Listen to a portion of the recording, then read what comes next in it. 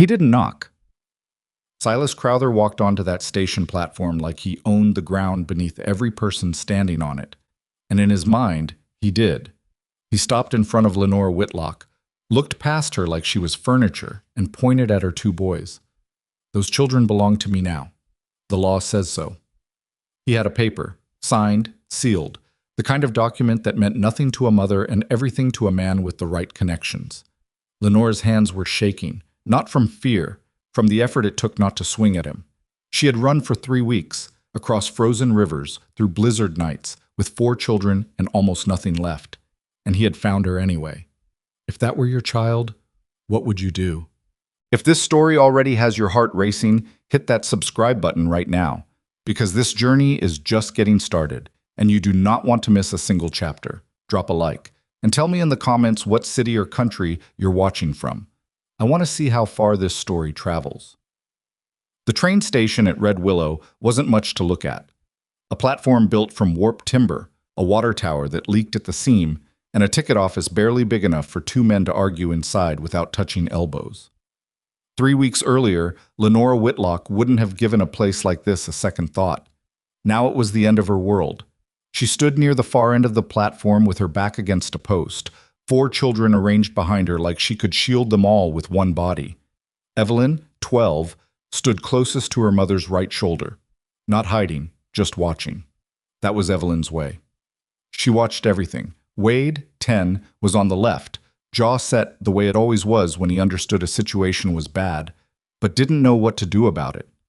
Millie, 7, had pressed her face against Lenora's coat, and Toby, 5 years old, barely speaking anymore, hadn't said a word in 4 days, simply stood with both hands gripping the back of his mother's skirt.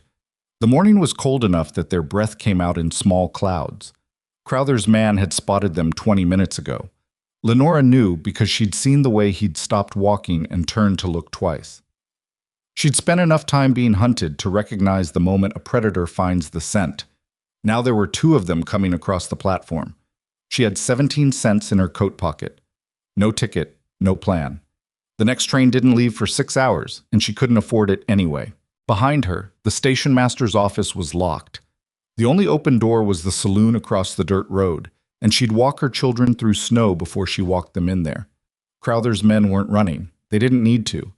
They had the easy, unhurried pace of people who know their target has nowhere left to go.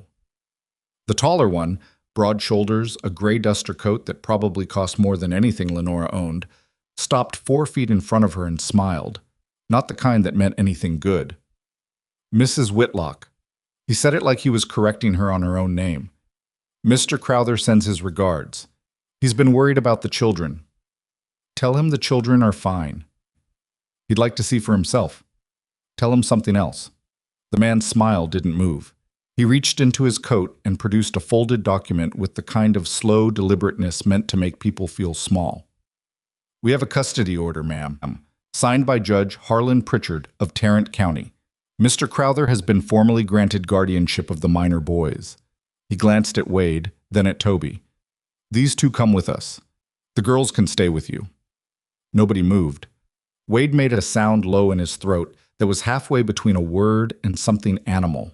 Lenora stepped forward so that she was between her boys and the men. That paper doesn't mean what you think it means. Judge Pritchard seems to think it does. Judge Pritchard takes money from my brother-in-law. Everybody in 3 counties knows it. The man shrugged, like this was a detail too small to bother with. Be that as it may, my sons are not property. Her voice didn't rise. It went the opposite direction, down into something quiet and cold that Evelyn recognized and feared. And if you put your hands on either of them, I promise you that document is the least of your problems. For the first time, something shifted in the man's expression. Not fear, just a small recalibration. The recognition that this woman was not going to crumple. He hadn't expected that. Most people crumpled. He took 1 step forward anyway, and then a voice came from behind them. You dropped something? Both of Crowther's men turned. Lenora turned. A man was standing at the edge of the platform near the steps, holding out a folded piece of paper with 2 fingers. He was maybe 40, lean in the way that came from years of outdoor work rather than deprivation. with a dark coat that had seen better decades and a hat pushed back on his head in a way that suggested he hadn't bothered adjusting it that morning. He was looking at Crowther's men with the mildly interested expression of someone who had wandered into a conversation that didn't concern him. "Found it over by the ticket window," the man said pleasantly. "Thought it might be yours." The tall man in the duster stared at him. "That's not ours." "Huh." The newcomer looked at the paper with genuine puzzlement, turned it over, then glanced back at the men. "You sure? Because I could have sworn I saw one of you fellows drop it when you came off the morning stage. Could be something important." There was nothing particularly threatening about his posture. He wasn't reaching for anything, wasn't standing in a way that broadcast trouble.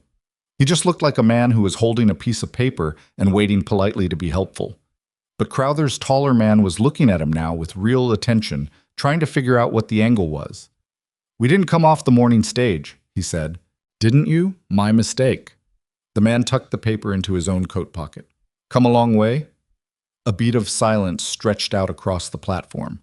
Lenora didn't understand what was happening, but she could see that Evelyn had stopped watching Crowther's men and was now watching the stranger instead.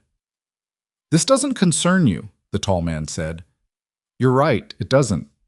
The stranger smiled agreeably, looked at Lenora. "Your party headed to Denison? My wagon's headed that direction. Could use company if you're willing." He said it to her, but he was watching the two men. Lenora had 1/2 second to make a choice. This man might be another one of Crowther's people. He might be a danger of a completely different kind. She had 4 children behind her, and she didn't know a single thing about him. But Crowther's men were 3 feet away, and one of them had already moved his hand toward his coat. "We are," she said. "Good. Wagon's on the south side, just past the livery." He nodded at Crowther's men like they were neighbors he was just finishing a chat with. "Gentlemen?" He walked off the platform. Lenora gathered the children with her hands more than her voice. A touch on Evelyn's shoulder, a firm grip on Wade's arm, pulling Millie away from her coat and pointing, scooping Toby up onto her hip because he was the one most likely to freeze in place, and walked. She didn't run. Running drew attention. Walking fast was just walking. Behind them, she could hear one of the men speaking in a low, urgent voice, could hear the other one moving, but they hadn't called out, hadn't come after her yet, and she didn't know if that was because the stranger had confused them or because they were simply waiting to see where she led them. She made it to the livery, found the wagon on the south side, an old thing with a canvas top and 2 solid-looking horses that didn't match each other in color or apparently in temperament because one of them kept shifting its weight and making a low, aggravated sound. The stranger was already up front, gathering the reins. "Get in the back," he said, quiet and direct. "Stay down until we clear the road." Lenora handed Toby up to Evelyn and climbed in. Wade followed without being told, which was unusual enough that Lenora noticed it. She pulled the canvas flap down on the back. The wagon started moving. She sat in the dark with her children around her and listened to the horse sounds and the wheels on the frozen road and waited for someone to shout. For shots. For the wagon to stop. Nothing happened. After what felt like a very long time, she heard the man up front say, without turning around, "They took the bait. They're heading north toward Clover Mill. We've got probably 2 hours." Lenora pulled the canvas back. The station was already out of sight. The road they were on was heading southwest, away from town, into open country where the brown winter grass stretched out to nothing in every direction. "Who are you?" she said. He half turned, not enough to take his eyes off the road. "Gideon Rusk. I've got a ranch about 12 miles from here. If you want to stop somewhere long enough to figure out your next move, you're welcome to it." "What do you want for it?" He was quiet for a moment. "Cup of coffee, maybe." Evelyn looked at her mother. Lenora looked at the back of this man's head, at the way he was sitting. Not too relaxed, not too tense, just like a man on a road he'd driven 100 times. "You know who those men were?" she asked. "I recognized the Crowther brand on their horses. Silas Crowther." He said the name flatly, without drama. "Know him by reputation, not a man I'd call a friend. He has legal papers. Legal papers and justice aren't always the same animal." He clucked at the horses. "You can make up your mind about my offer once we get some distance, but right now we're still close enough that they could pick up the road if they double back." He wasn't wrong. Lenora sat back into the wagon bed and put her arm around Millie, who had gone very quiet with her thumb halfway to her mouth. a habit she'd broken 2 years ago that kept coming back whenever things got bad enough. Wade was sitting with his arms on his knees, staring at nothing, doing the calculation the way he always did, trying to figure out if this was worse than what they'd just left. Evelyn was watching the road behind them through a gap in the canvas. Toby had fallen asleep against Lenora's side. Just like that, the way only very young or very exhausted children can fall asleep, like his body had made the decision independent of his mind. She pressed her cheek against the top of his head and watched the country go past. She didn't trust Gideon Rusk. She didn't know him, and she'd learned over the last 3 weeks that trust was something you couldn't afford to give away on the basis of a good first impression. Men who were helpful to a woman in trouble almost always had a reason for it, and the reasons were rarely ones she'd have chosen. But her children were exhausted. She was exhausted. The road behind her had nothing on it, and the road ahead of her had this: a man with a wagon and an apparent direction and a story about a cup of coffee. It was almost funny. 3 weeks ago she'd had a house, not much of one, rented and cold, and in a part of town she'd never planned on living in, but it was walls and a roof and something that resembled a life. Then Silas Crowther had filed his papers and sent his men, and it had taken her exactly 48 hours to understand that staying was a death sentence. Not her death, but the kind that happens to children who are taken away by men who see them as property. So she'd run. She'd done it badly because she'd never done it before. She'd packed wrong things and not packed right ones. She'd made a choice in Amarillo that had cost them 2 days and most of their money. She'd underestimated how fast Crowther's people could travel because she hadn't understood yet that he'd put real money behind finding them. By the time she'd reached Red Willow, she had 17 cents, 4 tired children, and what she'd started privately calling the arithmetic of desperation, the part where you stop thinking about good options and start thinking about which bad option is least likely to kill you. Gideon Rusk's ranch was a bad option, but it was the one available. The wagon hit a rut, and Toby shifted in his sleep and made a sound but didn't wake. Millie had finally put her thumb in her mouth, and Lenora let her. Wade had turned and was watching the stranger's back with an expression Lenora recognized as the one he wore when he was deciding whether to like someone. The early stage, when he was still leaning toward no. Evelyn turned from the back canvas and looked at her mother with an expression that asked a question without using any words. Lenora gave her the only honest answer she had, a small shake of her head that meant, "I don't know yet." Evelyn turned back to watching the road. The horses settled into a rhythm. The distance between them and Red Willow grew. And Gideon Rusk didn't say another word for the better part of an hour, which was somehow both suspicious and reassuring depending on the minute. Then he said, "The tall one. The one with the gray duster. He's been working for Crowther about 4 years. Name's Vernon Pratt. He won't give up easy." Lenora looked at the back of his head. "You know his name." "I make it a point to know who's operating in my territory." A pause. "Pratt's not the one you need to worry about. He'll follow orders and stop when the orders change. Crowther himself is different." "I know what Crowther is." "I expect you do." He was quiet for a moment. "How long have you been running?" 3 weeks. He nodded like this confirmed something. "You need to stop." "I'm aware of that." "No." He half-turned again. "I mean, you need to stop running. Not just rest. Stop. What you're doing right now, moving every few days, keeping ahead of them, it's not sustainable. They have money, and you don't. Eventually, that gap wins." Lenora's jaw tightened. "Thank you for that assessment." He turned back to the road. "I'm not criticizing. I'm telling you what the terrain looks like." Another pause. "There's a lawyer in Red Willow, Amos Bellamy. He's handled frontier custody cases before. Good man, harder to buy than most." He let that sit. Just something worth knowing. Lenora said nothing. She filed it. The ranch came into view after another 20 minutes. A main house, barn, a couple of smaller outbuildings, fence lines running in 3 directions. Nothing fancy. Nothing broken either. The kind of place that had been kept up by someone who cared about the work, but not about the appearance of caring. He pulled the wagon to a stop near the barn and got down. "House is unlocked," he said. "There's food in the kitchen, wood for the stove is on the left side of the porch. I'll sleep in the barn." He caught the look on Lenora's face. "I'm not trying to be noble about it. I just think you'll sleep better if I'm not inside." Wade had climbed down from the wagon and was standing in the yard looking at the barn, the fence, the horses. Something in his posture had shifted. Not relaxed exactly, but recalculating. "Those your horses?" he asked. Gideon looked at him. "That roan in the far pen is mine. The others are working horses." "Why?" "Just asking." A beat passed between them. Gideon nodded like that was a reasonable answer. "There's a gray in the second stall that'll bite you if you don't introduce yourself properly," he said. "The bay next to her won't. Learned that the hard way." Wade looked at him. "Bit me 3 times before I figured out she needed to know who I was first," Gideon said, entirely without self-pity.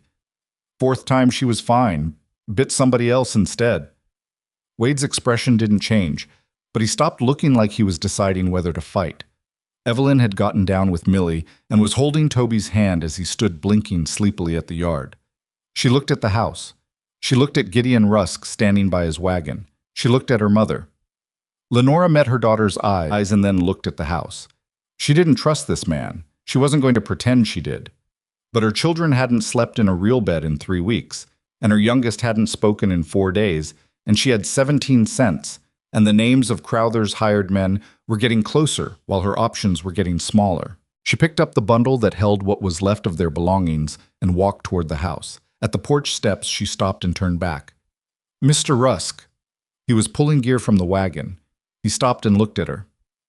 "If you're working for Crowther," she said, "I want you to know it won't go the way you're expecting."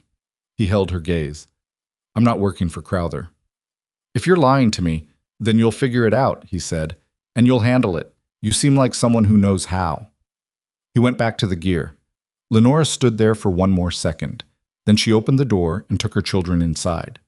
The house was cold, hadn't been heated in a few hours, but it was clean in the blunt, no-nonsense way of a man who kept things functional rather than comfortable. A kitchen table with 4 chairs. A stove that turned out to be easy to light once Evelyn figured out the damper. 2 bedrooms off the main room. One clearly Gideon's, one with 2 narrow beds that looked like they'd been used infrequently enough that the mattresses were still flat. Lenora put the 2 boys in the spare room and sent Millie in with them. Evelyn she kept in the kitchen for a moment while the stove got going. "You believe him?" Evelyn asked. Not accusing, just asking. "I don't know." Evelyn considered that. He knew the man's name, Vernon Pratt. He said he keeps track of who operates in his territory. "That could be true," Evelyn said, "or it could mean he already knew we'd be there." Lenora looked at her daughter, this 12-year-old who had grown up faster than any child should have had to, who thought in terms of angles and contingencies and was usually right. "Yes," she said, "it could. So what do we do?" Lenora sat down in one of the chairs at the kitchen table. Outside, she could hear the faint sounds of Gideon Rusk moving around in the barn. The stove was starting to put out heat. Through the window, the sky was going the pale orange color of early evening. "We sleep," she said. "We eat. We let the children rest one night." She looked at Evelyn. "And in the morning, we figure out if we stay or we go." Evelyn nodded. She didn't argue, which was how Lenora knew she was genuinely scared. Not of Gideon Rusk specifically, but of the math, the same arithmetic of desperation her mother had been doing for 3 weeks. Evelyn was 12, and she'd already learned what it felt like to run out of road. "Mom," she said. "Yeah." "Toby talked today." Lenora looked up. "When?" "When we were in the wagon, he said, 'horses.'" Evelyn's face did something complicated. Not quite a smile, not quite the other thing. "When we passed that field with the horses in it, he said it like he was telling me something important." Lenora pressed her hand flat on the table and didn't say anything for a moment. "Okay," she finally said. "Good." Evelyn went to check on her brothers and sister. Lenora sat alone at the kitchen table in a stranger's house in the middle of the Colorado Territory, with armed men behind her and no clear road ahead of her and 17 cents to her name, and she let herself breathe, really breathe. Not the controlled, efficient breathing she'd been doing for 3 weeks, but the kind that shook slightly on the way out. Toby had said a word. 1 word. About horses. It was almost nothing. It was everything. She straightened in the chair, looked at the door, thought about Silas Crowther, who was coming, she had no doubt about that, and about Vernon Pratt, who wouldn't give up easy, and about a lawyer in Red Willow named Amos Bellamy, who might be harder to buy than most. She thought about the man in the barn who had stepped between her family and trouble without being asked, who had given her his house and taken the barn, who had told a 10-year-old about a horse that bit him 3 times, and somehow made it sound like the horse had a point. She thought about the fact that she had nowhere left to run, and for the first time in 3 weeks, that thought didn't feel like a death sentence. It felt like a choice. The first morning at Rusk Ranch, Lenora woke before the children and lay still for a moment in the unfamiliar dark, listening for sounds that didn't belong. Old habit. 3 weeks of running had rewired something in her, made her sleep shallow, and her waking instant, like a switch thrown, rather than a gradual return to consciousness. She heard the stove ticking as it cooled, heard Millie breathing the long, slow breath of deep sleep, heard nothing from the yard that sounded like boots or horses, or the particular quality of silence that precedes men arriving where they aren't invited. She got up. The kitchen was cold. She rebuilt the fire in the stove the way Evelyn had shown her the night before, the damper trick, and stood with her hands near the heat while the sky outside went from black to the particular gray that comes before actual color. She found coffee in a tin near the stove, found a pot, did the arithmetic of it without much thought. She heard Gideon before she saw him, boots on the porch, the particular knock of a man who wasn't sure if he should knock at his own door. She called out that it was open before he could decide. He came in looking like he'd been up for a while already, coat still on, hat in his hand. "Coffee's almost ready," she said, because it was easier than figuring out what else to say. "You didn't have to." "I know I didn't." She handed him a cup before it was strictly ready, partly because it was his coffee in his kitchen, and partly because she needed something to do with her hands. "Sit down." He sat. She poured for herself and stood near the stove because the warmth was there and she wanted it, and they both stayed quiet for a moment in the particular way that 2 people who don't know each other stay quiet when silence feels less dangerous than the wrong word. "Anyone come near the road last night?" she asked. "No." "You were watching?" "Part of the night." He wrapped both hands around the cup. "Pratt's not stupid enough to ride up on a ranch he doesn't know in the dark. He'll wait for daylight, get the lay of it. We probably have until mid-morning before they start asking around about where you went. And then? Then it depends on whether anyone in Red Willow tells them." He looked at the window. "Some will. Not out of malice, just because Crowther's men have a way of asking that makes people want to cooperate." Lenora sat down across from him. "I want to talk about your offer." He met her eyes and waited. "Shelter is one thing," she said. "You've given us that, and I'm not ungrateful. But there's a limit to what shelter does. Those men will find us eventually. Crowther has money and time, and I have neither, and if all I'm doing is staying in one place long enough to catch my breath before I run again..." She stopped herself. "I need to understand what I'm actually choosing if I stay here." Gideon set his cup down. He turned it slightly on the table, not fussing, just thinking. "What do you know about how Crowther built his case?" "He claimed I was unfit. Said I couldn't provide stable housing, stable income, stable anything. Said the boys needed a proper home with proper male guidance." She said all of it without flinching because she'd had 3 weeks to get past the part where it made her want to put her fist through something. He had witnesses, neighbors, a minister, a woman from the county office who I'd never spoken to before in my life, all of them happy to confirm whatever story he needed confirmed. He paid them. Probably. Or threatened them. With Crowther, the distinction isn't always clear. Gideon nodded. And the judge, Harlan Pritchard, has been taking money from the Crowther family for 11 years. Everybody knows it. Knowing it and proving it are different things. Bellamy can prove it. He said it without particular drama, like he was stating a weather condition. That's what I mean when I say go see him. He's not just a lawyer. He's been building a record on Pritchard for 2 years, waiting for the right case. He looked at her steadily. "You might be the right case."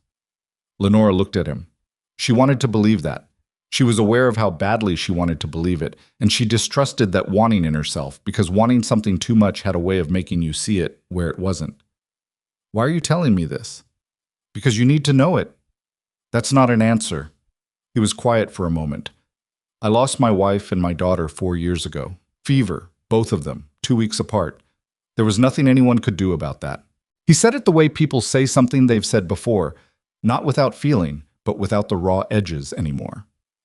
"What I couldn't stand after was the idea of something happening that somebody could have done something about and didn't." He picked his cup back up. You came through my territory. Crowther's men are in my territory. That's as complicated as my reasoning gets. Lenora sat with that. It wasn't nothing, what he'd said. It also wasn't a complete answer, and she suspected he knew that, and she suspected he was fine with her knowing it wasn't complete. He wasn't a man who was going to fill silence with more words than the silence needed. She respected that even while it made her nervous. Before she could say anything else, she heard the bedroom door and Wade appeared in the kitchen doorway, hair going 3 directions, wearing everything he'd slept in because it was cold, and he'd apparently decided comfort mattered more than appearances. He stopped when he saw Gideon at the table. For a moment, nobody said anything. Coffee? Gideon asked him. Wade looked at his mother. She gave him nothing. Not permission, not refusal, just her face. He looked back at Gideon. I'm 10, Wade said. I know. Milk's in the cold box outside if you want some instead. Wade's jaw did the thing it always did when he was deciding something. He went to the cold box. He came back with the milk. He poured himself a cup of coffee and added so much milk to it that it was more white than brown. And he sat down at the table not quite next to Gideon and not quite as far from him as possible. Gideon didn't comment on the coffee ratio. This, Lenora noted, was a better move than any comment would have been. The morning organized itself around breakfast in the random, slightly chaotic way that mornings with 4 children always did. Evelyn materialized and quietly took over the cooking because she'd decided at some point in the last 2 years that it was her job, and she wasn't giving it up. Millie asked 7 questions before Lenora had finished her second cup of coffee. None of them about their situation, all of them about the ranch. Were there chickens? Were there dogs? Was that a real barn? Was the roan horse nice or mean? Toby sat at the table and ate without speaking, but he ate all of it, which was more than he'd managed in days.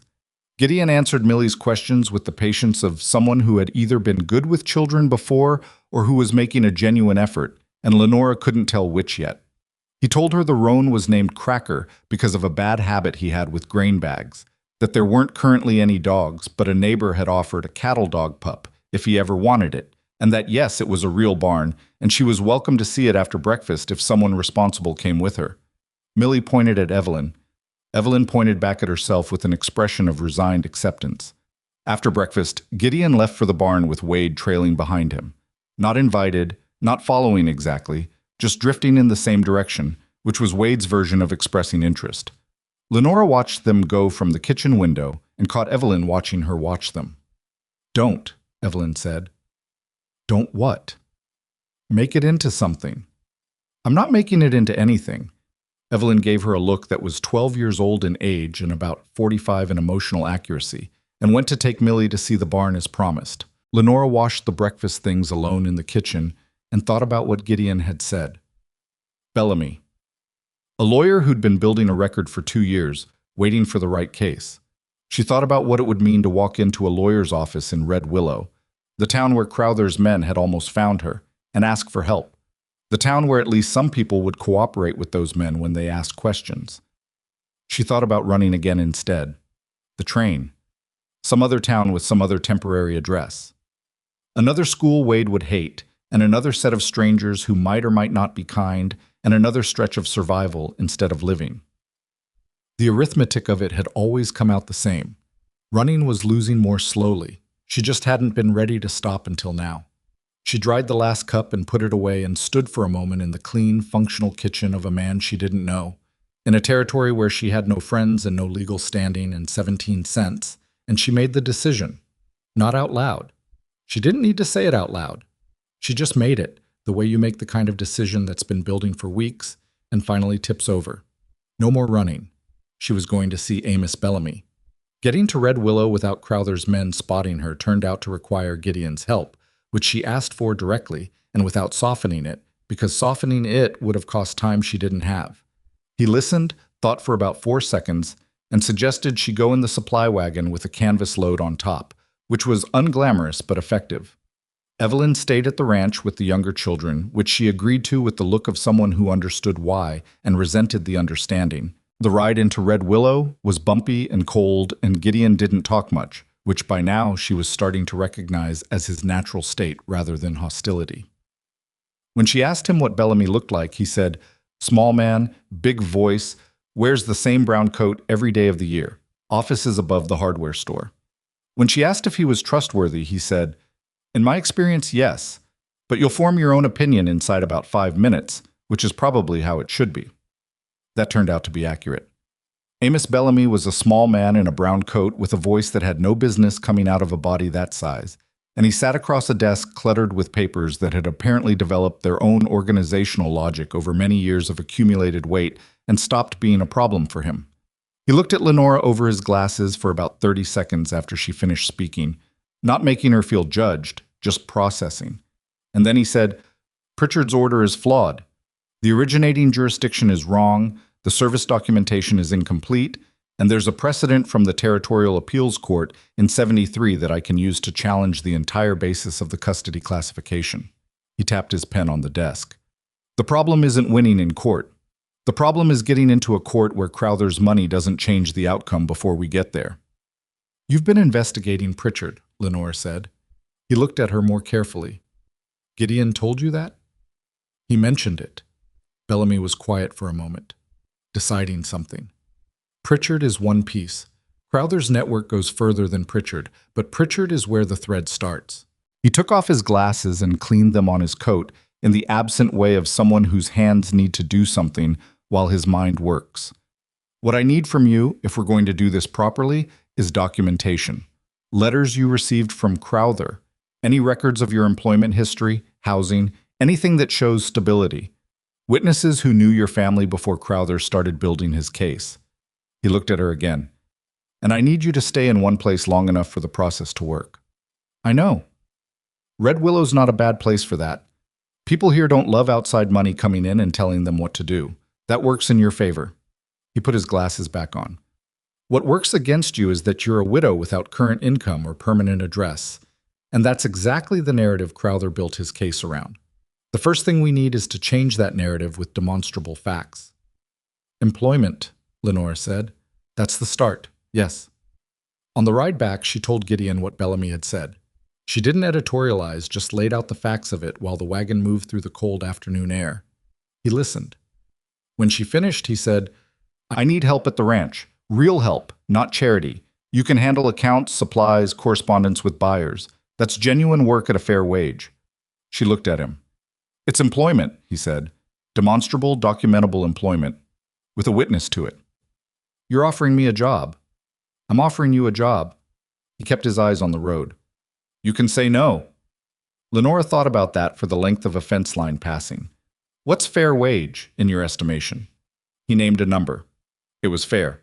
Not generous, but fair, which she trusted more than generous would have been, because generous had conditions attached, and fair was just fair. "All right," she said. "All right," he said. Neither of them made it into more than it was. The weeks that followed were not a peaceful transition into anything resembling normal life. Lenora had known they wouldn't be, and she'd have been suspicious of anyone who suggested otherwise. What they were, instead, was a grinding, incremental process of building something from almost nothing, in a place that wasn't hers yet, surrounded by people who didn't know her yet, while a man with money and a grudge was still out there making the kind of inquiries that eventually led somewhere. Gideon did what he said he'd do. He kept the barn. He stayed out of spaces she hadn't offered him. He introduced her to people in Red Willow in the direct, unembellished way he did everything. Not as a woman in trouble, not as someone who needed looking after, but as his ranch manager, and the distinction mattered more than she would have expected. The children went to school, which itself was a minor battle with Wade, who had decided somewhere in the last 3 weeks that school was a luxury for people who weren't actively evading corrupt magistrates, and that he was now in the category of people who didn't have to deal with it. Lenora had a conversation with him about this that lasted 20 minutes, and it involved him saying very little and her saying several things she'd been thinking for weeks. And at the end of it, he went to school. Not because he'd been persuaded exactly, but because the alternative she'd outlined was worse. He came home that first day and didn't say anything about it. He came home the second day and mentioned, without looking at her, that the teacher let them read whatever they wanted on Friday afternoons if they finished the week's work. Lenora said, "Is that right?" and went back to the accounts she was working on. The third day he came home with a book under his arm that turned out to be about the cavalry, and he spent the evening reading it at the kitchen table while Gideon was doing his own paperwork nearby, and neither of them spoke, but they were in the same room doing it, which was a thing that Lenora noticed and filed away without attaching too much importance to it yet. Evelyn was harder. Evelyn was 12, and she'd had the particular experience of watching adults fail to protect her family, watching the systems that were supposed to provide some order to life get bent by someone rich enough to bend them. And she had drawn conclusions from this that were not unreasonable given the evidence. The conclusion most relevant to the current situation was that Gideon Rusk's apparent decency was either temporary or conditional, and that it was Evelyn's job to catch him in the truth of it before the rest of the family got too comfortable. She watched him. Not hostilely. She was too smart for open hostility, which would have told him what she was doing. She just watched, cataloged. She asked him questions that seemed casual and weren't. She noticed when he was tired and whether that changed how he spoke to people. She noticed whether he was different with Lenora when the children weren't supposed to be paying attention. He was the same. That didn't satisfy her exactly. It just moved her from active suspicion to watchful uncertainty, which for Evelyn at 12 was practically a warm welcome. Millie had no such complications. Millie decided within 48 hours that she liked the ranch, and by extension she liked Gideon, and she demonstrated this by telling him things. Everything, really. The full breadth of information that a 7-year-old has accumulated about the world, delivered in no particular order. He listened to all of it. He didn't pretend to be more interested than he was, but he was genuinely interested in enough of it that Millie couldn't tell the difference. Toby remained quiet, but there was a quality to his quiet that Lenora began to notice was changing. He'd been silent out of fear before, the closed-off silence of a child who's learned that drawing attention brings something bad. Gradually, incrementally, this shifted into something more like observation. He started following Gideon to the barn in the mornings, just following, not asking anything, not speaking. Gideon didn't make it into anything. He just let Toby be there, did his work, narrated some of it in a low, even voice. What he was feeding the horses, which one was being treated for a sore foot, why the roan needed the saddle adjusted, without requiring any response. Lenora watched this from the kitchen window sometimes. She wasn't sure what to do with it. She wasn't sure she needed to do anything with it. 4 weeks in, a man came to the ranch. He arrived on a good horse, wearing a coat that wasn't from a local shop, and he asked for Gideon by name. Lenora was in the front yard when he rode up, and she felt the old fear come back like a current through a wire. Sharp, immediate. Not the gradual building kind, but the kind that arrives all at once and makes your hands very still. But Gideon came out of the barn, looked at the man, and something in his posture changed. Not alarm, recognition. "Vane," he said. The man on the horse dismounted. He was maybe 35, dark-haired, with the careful, observant face of someone who spent a lot of time noticing things about people without wanting those people to notice they were being noticed. He looked at Lenora with a brief, assessing glance and then looked back at Gideon. "Need to talk," he said, privately. Gideon looked at Lenora. She looked back at him, and what passed between them was not yet the kind of communication that belongs to people who know each other well, but it was moving in that direction. He said, "Nathaniel Vane. He's not Crowther's. That's all I can tell you right now." She held his gaze for a moment. "Then go talk." They went into the barn. She went inside the house and stood at the kitchen window and looked at the barn door and thought about the things she didn't know about Gideon Rusk, the full inventory of them, which was still substantial, and about the fact that she'd let her children settle into this place and this routine, and she was still fundamentally betting on a man she'd known for less than a month. Evelyn appeared next to her at the window. "Who is that?" Evelyn asked. "I don't know yet." "Should we pack?" Lenora looked at the barn door, looked at her daughter. "Not yet." Evelyn nodded. She didn't look relieved or alarmed. She looked like someone who was keeping that decision in active storage, ready to revise it in either direction. The conversation in the barn took the better part of an hour. When Gideon came back into the house, he stood in the kitchen doorway with his hat in his hand and the particular expression of someone who has just received information that changes the shape of a situation they thought they understood. Lenora put down what she was doing and looked at him. "Vane works for the Territorial Investigation Bureau," Gideon said. "He's been building a case against Crowther for 7 months. Bribery, forged documents, coercion. He has affidavits, records, witness statements." He paused. "He's also got a problem." "What problem?" Everything he has is solid inside the territory, but Crowther's main political protection comes from connections back east that don't care about territorial law. To take him down completely, the kind of down where he doesn't rebuild in 5 years, Vane needs Crowther to expose himself here, on record, in front of witnesses who can testify to federal behavior. Lenora was very still. He needs Crowther to come here and make his threats openly. That's what he needs. The room was quiet. Evelyn was in the doorway now, listening, not pretending she wasn't. "He needs me," Lenora said. "He needs you to stop hiding." Gideon held her gaze. "He thinks if Crowther knows where you are, knows you're not running anymore, he'll come himself. That Crowther's too arrogant to send men once he believes you're cornered, that he'll want to do it personally." "He's right," Lenora said. She knew Crowther. She'd been married for 11 years to his brother. She knew the particular character of his arrogance, the way he needed to be the one who stood over the thing that had challenged him. He'll come himself. And when he does, Vane will be here with territorial authorities and federal witnesses. And if something goes wrong before they arrive? Gideon didn't fill that in with reassurance. That's a real risk. The kitchen was quiet.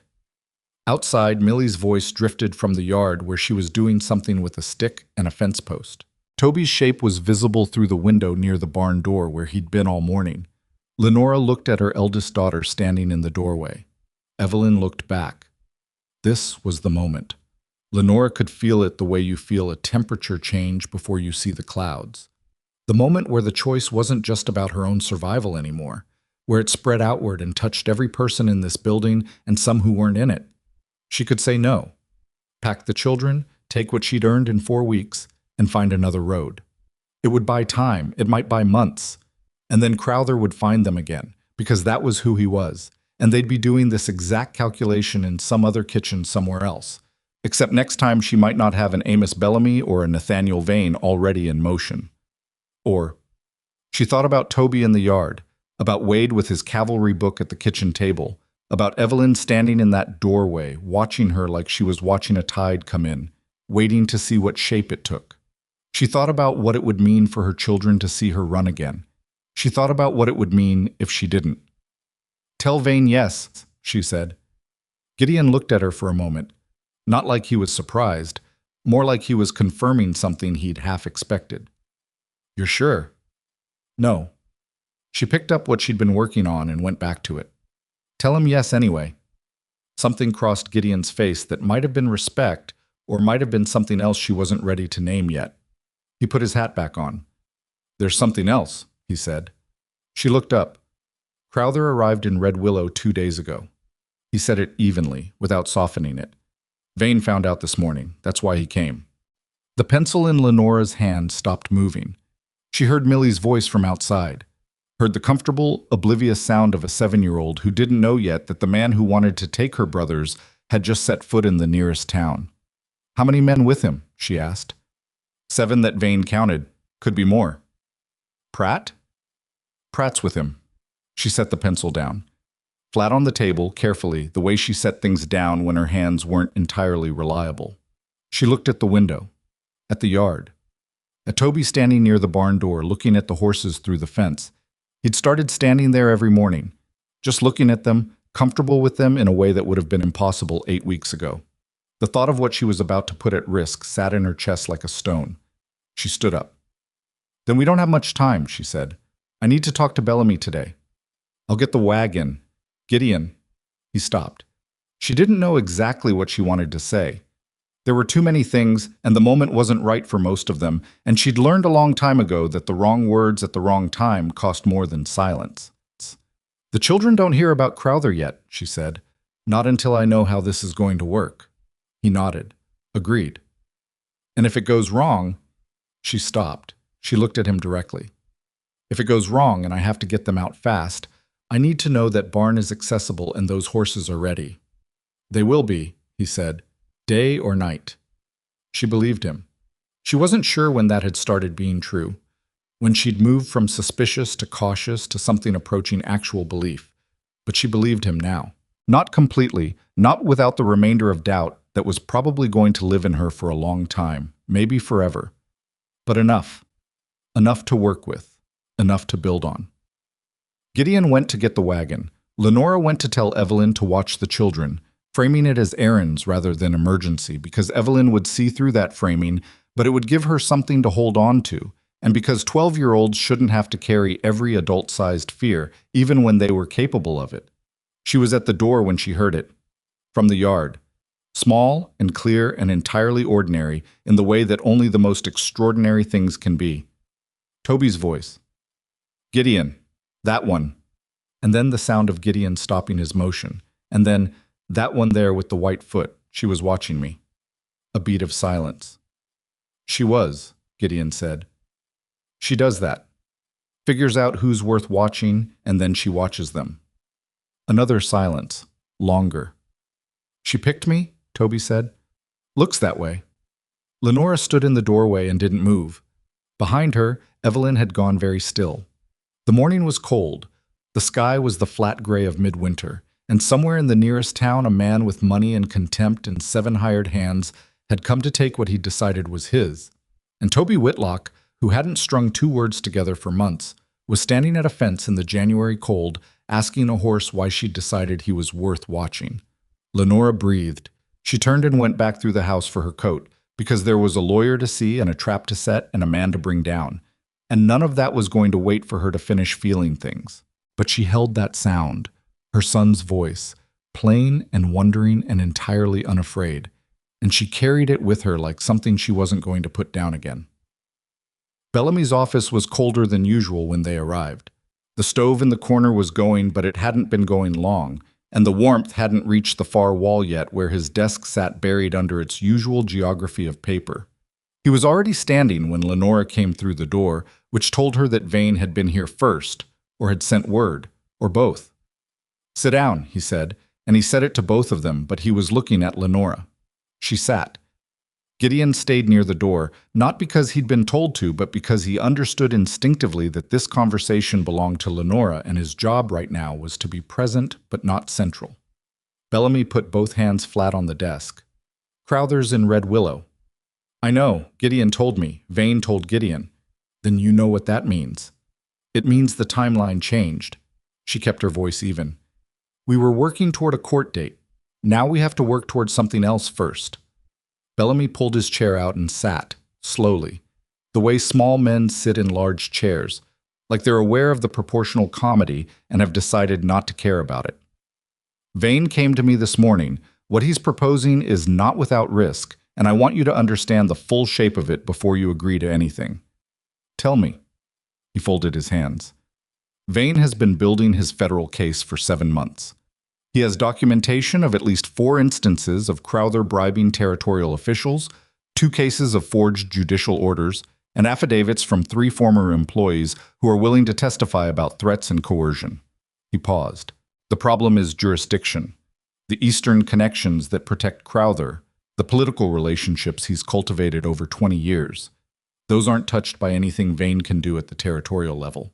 To get to them, he needs Crowther to commit federal offenses on record. Specifically, he needs Crowther to make threats and take coercive action against you, documented, witnessed, in front of people who can testify in federal proceedings. He needs Crowther to come to the ranch. He needs Crowther to come to the ranch and behave like Silas Crowther. Bellamy looked at her over his glasses. Which, by all accounts, he will, if he believes he has you cornered. He will, Lenore said. I've known him for 11 years. He doesn't do cornered quietly. No. Bellamy unfolded his hands and picked up a pen, not to write anything, just to have something to hold. Here's where it becomes complicated.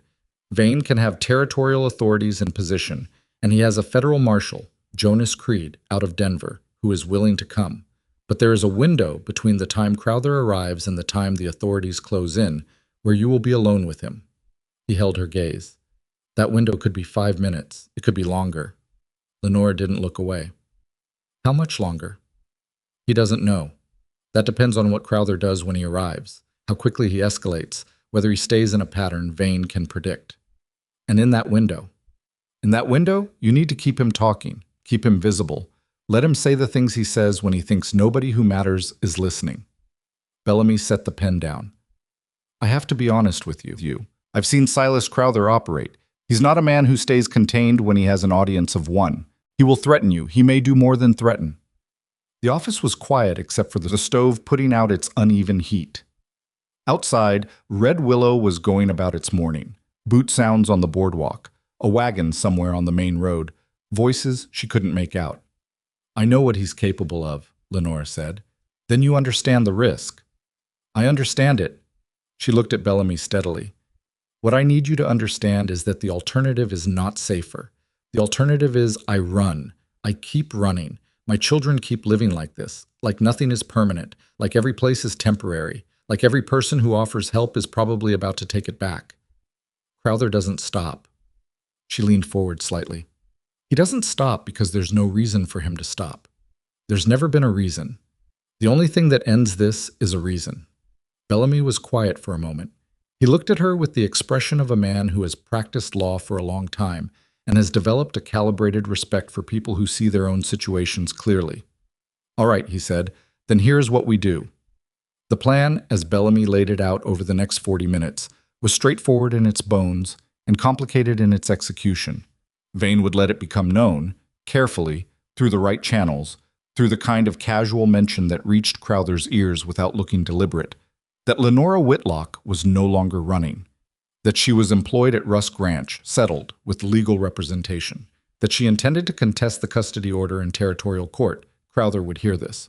He would hear that the woman who had embarrassed him by running, who had made his name a subject of conversation in circles he didn't want it in, was now standing still and intending to fight him openly. His response would be predictable because it had always been predictable. He would want to finish it himself quickly before it could become a court proceeding that generated public record. He would come to the ranch. He would come with his men and his papers and his certainty that this was already over, and he would expect to walk away with the boys and leave Lenora with nothing. The way he'd expected to do it at every stage of this, because that was the only outcome he had ever allowed himself to imagine. And when he came, Vane and Creed would be watching, recording, waiting. There's one more thing, Bellamy said near the end of it. He looked at Lenora and then at Gideon. Crowther will know Rusk is involved. He'll know that someone helped her. He may direct some of what he does at you. He said this last part to Gideon. Gideon looked back at him without particular expression. That's all right. It's not a small thing. I understood what I was getting into when I turned his men in the wrong direction at the train station, Gideon said. That was my choice. This is the same choice. Bellamy nodded. He didn't push it. On the ride back, Lenora sat on the wagon seat beside Gideon instead of in the back, because there was no longer a reason to hide, and she was tired of the canvas and the dark. The road was frozen hard, the horse's breath coming out in streams. The sky had gone a pale, washed-out blue that sometimes preceded snow and sometimes meant nothing at all. You didn't have to say that, she told him. To Bellamy. About it being your choice. It is my choice. Crowther can make trouble for you. Legal trouble. He's done it to other people. He can try. He kept his eyes on the road. My name is on the deed to that land. It's been my land for 12 years, and I've got documentation going back to the Territory Commission. Crowther can make noise, but noise isn't the same as outcome. She looked at the side of his face. You're not afraid of him. He thought about that for a moment, genuinely thought about it, which she appreciated. I'm cautious about him, he said finally. That's different from afraid. Afraid makes you smaller. Cautious makes you careful. She turned back to the road. I need to tell the children. Tonight? Tonight. They've been in this longer than they should have been without the full picture. She paused. Evelyn already knows something's wrong. She's been watching us both since Vane came. She watches everything. She's been doing it since she was 9. Lenora said it without either pride or sorrow, just as fact. When my husband got sick, she started. Like she decided she couldn't afford to miss anything. Gideon was quiet for a moment. She remind you of yourself? Lenora considered denying it. More than I'm comfortable with. He made a small sound that might have been a laugh and turned the horses at the fork in the road. Telling the children that evening was one of the hardest things Lenora had done in a sequence of hard things, and she didn't do it perfectly. She'd rehearsed it on the ride back and thrown the rehearsal out because it sounded like a speech. And speeches were for people who needed to perform composure rather than actually have it, and she didn't want to perform anything for her children. She told them at the kitchen table after supper. Gideon stayed. She had asked him to, for reasons she couldn't entirely articulate, But that had something to do with the fact that his presence was stabilizing in a way that 4 children had noticed, even if they wouldn't. She told them that their Uncle Silas was in town, that he'd come because she'd stopped running, that there was a plan. She used that word deliberately, plan, because children need structure even in the middle of chaos, and that the plan was going to work, and that when it was over, they were going to be able to stay. Wade said, "Stay here? Stay here." He looked at the table, processing. "For how long?" "For as long as we want." Something moved across his face that she couldn't quite read. Not relief, not exactly. Something more complicated. Like a person seeing a thing they'd wanted for so long that wanting it had become more familiar than the possibility of having it. Millie asked if Silas was going to try to take Wade, and Toby and Lenora said yes, he was going to try. Millie's face did something fierce and uncomplicated. "He can't have them," she said, with the absolute certainty of a 7-year-old who hasn't yet learned that certainty doesn't determine outcomes. "No," Lenora said. "He can't." Toby hadn't said anything. He was sitting with his hands flat on the table, looking at them, and Lenora watched him and waited. He looked up at her. "Will you be outside?" he asked. "When he comes?" "Yes." "By yourself?" At first, he thought about this, looked back at his hands. "Okay," he said finally. She didn't know what the okay meant exactly. She chose to believe it meant he trusted her. Evelyn had been quiet through all of it. When the others started getting up, she stayed seated, and Lenora stayed with her while Gideon guided the younger children toward bedtime with the quiet efficiency he'd gradually developed over the past weeks. Not asking them to like it, just making it happen. "How bad could it get?" Evelyn asked when they were alone. "When he comes." "I don't know exactly. But it could get bad." "Yes." Evelyn was quiet. She was looking at the lamp on the table, at the way the flame inside it moved slightly, even though there was no draft. "I want to be outside with you." "No." "Mom?" "No, Evelyn." Lenora said it without heat. "Not because I don't trust you, because it's not your job. It was never your job, and I let too much become your job for too long, and this one is mine." Evelyn's jaw tightened. She looked like she was going to argue. Then she looked like she was deciding not to, which was different and harder. "Will you promise me something?" she said. "If I can." "Don't let him touch you." Her voice was careful, and even in the way that meant she was working to make it that way. "Whatever he says, whatever he does, don't let him put his hands on you." Lenora held her daughter's gaze. "I'll do my best." "That's not a promise." "No." She reached across the table and covered Evelyn's hand with hers. "But it's true, and true is better than a promise I might not be able to keep." After a moment, Evelyn turned her hand over and held her mother's hand back. They sat like that for a minute in the lamplight, and neither of them said anything else, and that was all right. The next 3 days had the quality of a held breath. Vane came back to the ranch the following morning and went over the logistics with Gideon while Lenora listened from nearby and asked questions when the answers mattered. Marshal Creed was coming from Denver, a day's ride under good conditions, currently delayed by a damaged bridge on the northern road, expected by day after tomorrow. Vane had a deputy positioned in Red Willow who was watching Crowther's movements. Crowther had taken rooms at the hotel, was meeting with people, local businessmen, the town's one sitting justice of the peace, a man from the county recorder's office. Making the social rounds, Vane explained, establishing presence before he acted. "He wants witnesses to his legitimacy," Bellamy had said when Lenora described this. "He always does. He needs people to see him as the reasonable party before he does the unreasonable thing." The waiting was harder than anything that had come before it. Lenora had been moving for 3 weeks, and now she was standing still, and the stillness felt wrong in a way she hadn't anticipated. She worked. She kept up the accounts, organized the supply records, wrote the letters to buyers that Gideon had been putting off. And she worked too fast and made small errors she had to correct, and the corrections made her hands tighten in a way that wasn't about the paperwork. Gideon noticed. He didn't say anything about it directly, which was probably right. What he did instead was ask her, the second evening, if she'd ridden the bay since she'd been at the ranch, and when she said no, he said the bay could stand some exercise. And if she knew how to ride, she did. She'd grown up with horses before the years in towns had taken that away from her. She might take her out in the morning. She did. The morning was clear and sharp cold, and the bay was opinionated about the pace, and they argued about it for the first 10 minutes, in the comfortable way you argue with an animal that knows you're not going to win, but keeps trying anyway. By the time she rode back to the barn, she was cold, and her face was tight from the wind, and she felt more like herself than she had in days. Gideon was at the fence when she came back. He said nothing. He just took the bay's reins while Lenora dismounted, and she let him. Wade had been watching from the yard. He came over as she was walking back to the house. "You ride good," he said, in the particular tone he used for compliments, which was the tone of someone reporting a neutral fact about the weather. "I used to ride better," she said. "Can I learn?" She looked at her son, at the carefully neutral expression he was wearing that covered something that wasn't neutral at all. "Ask Gideon," she said. He looked at her. Something shifted. He looked at Gideon, who had overheard this and was doing something involved with the saddle that was taking slightly more attention than it needed. "Hey," Wade said. Gideon looked up. "Can you teach me to ride?" A beat. "Probably," Gideon said, "depending on how you are with being wrong about things." Wade's eyes narrowed slightly. "What does that mean?" "Means horses correct you more honestly than people do. Some kids find that offensive." He checked a buckle. "Some kids think it's fair."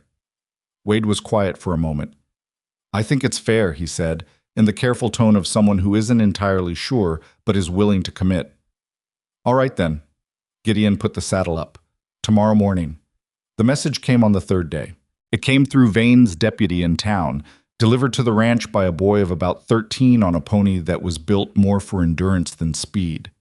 Gideon handed the boy a coin and read the note and came to find Lenora in the barn, where she was working on a harness that had needed mending for 2 weeks. She knew from his face before he said anything. "Crowther's men were at the school this morning," Gideon said. She stood up. "Wade, the teacher wouldn't let them in, kept the children inside and sent someone for the deputy. They left before the deputy got there."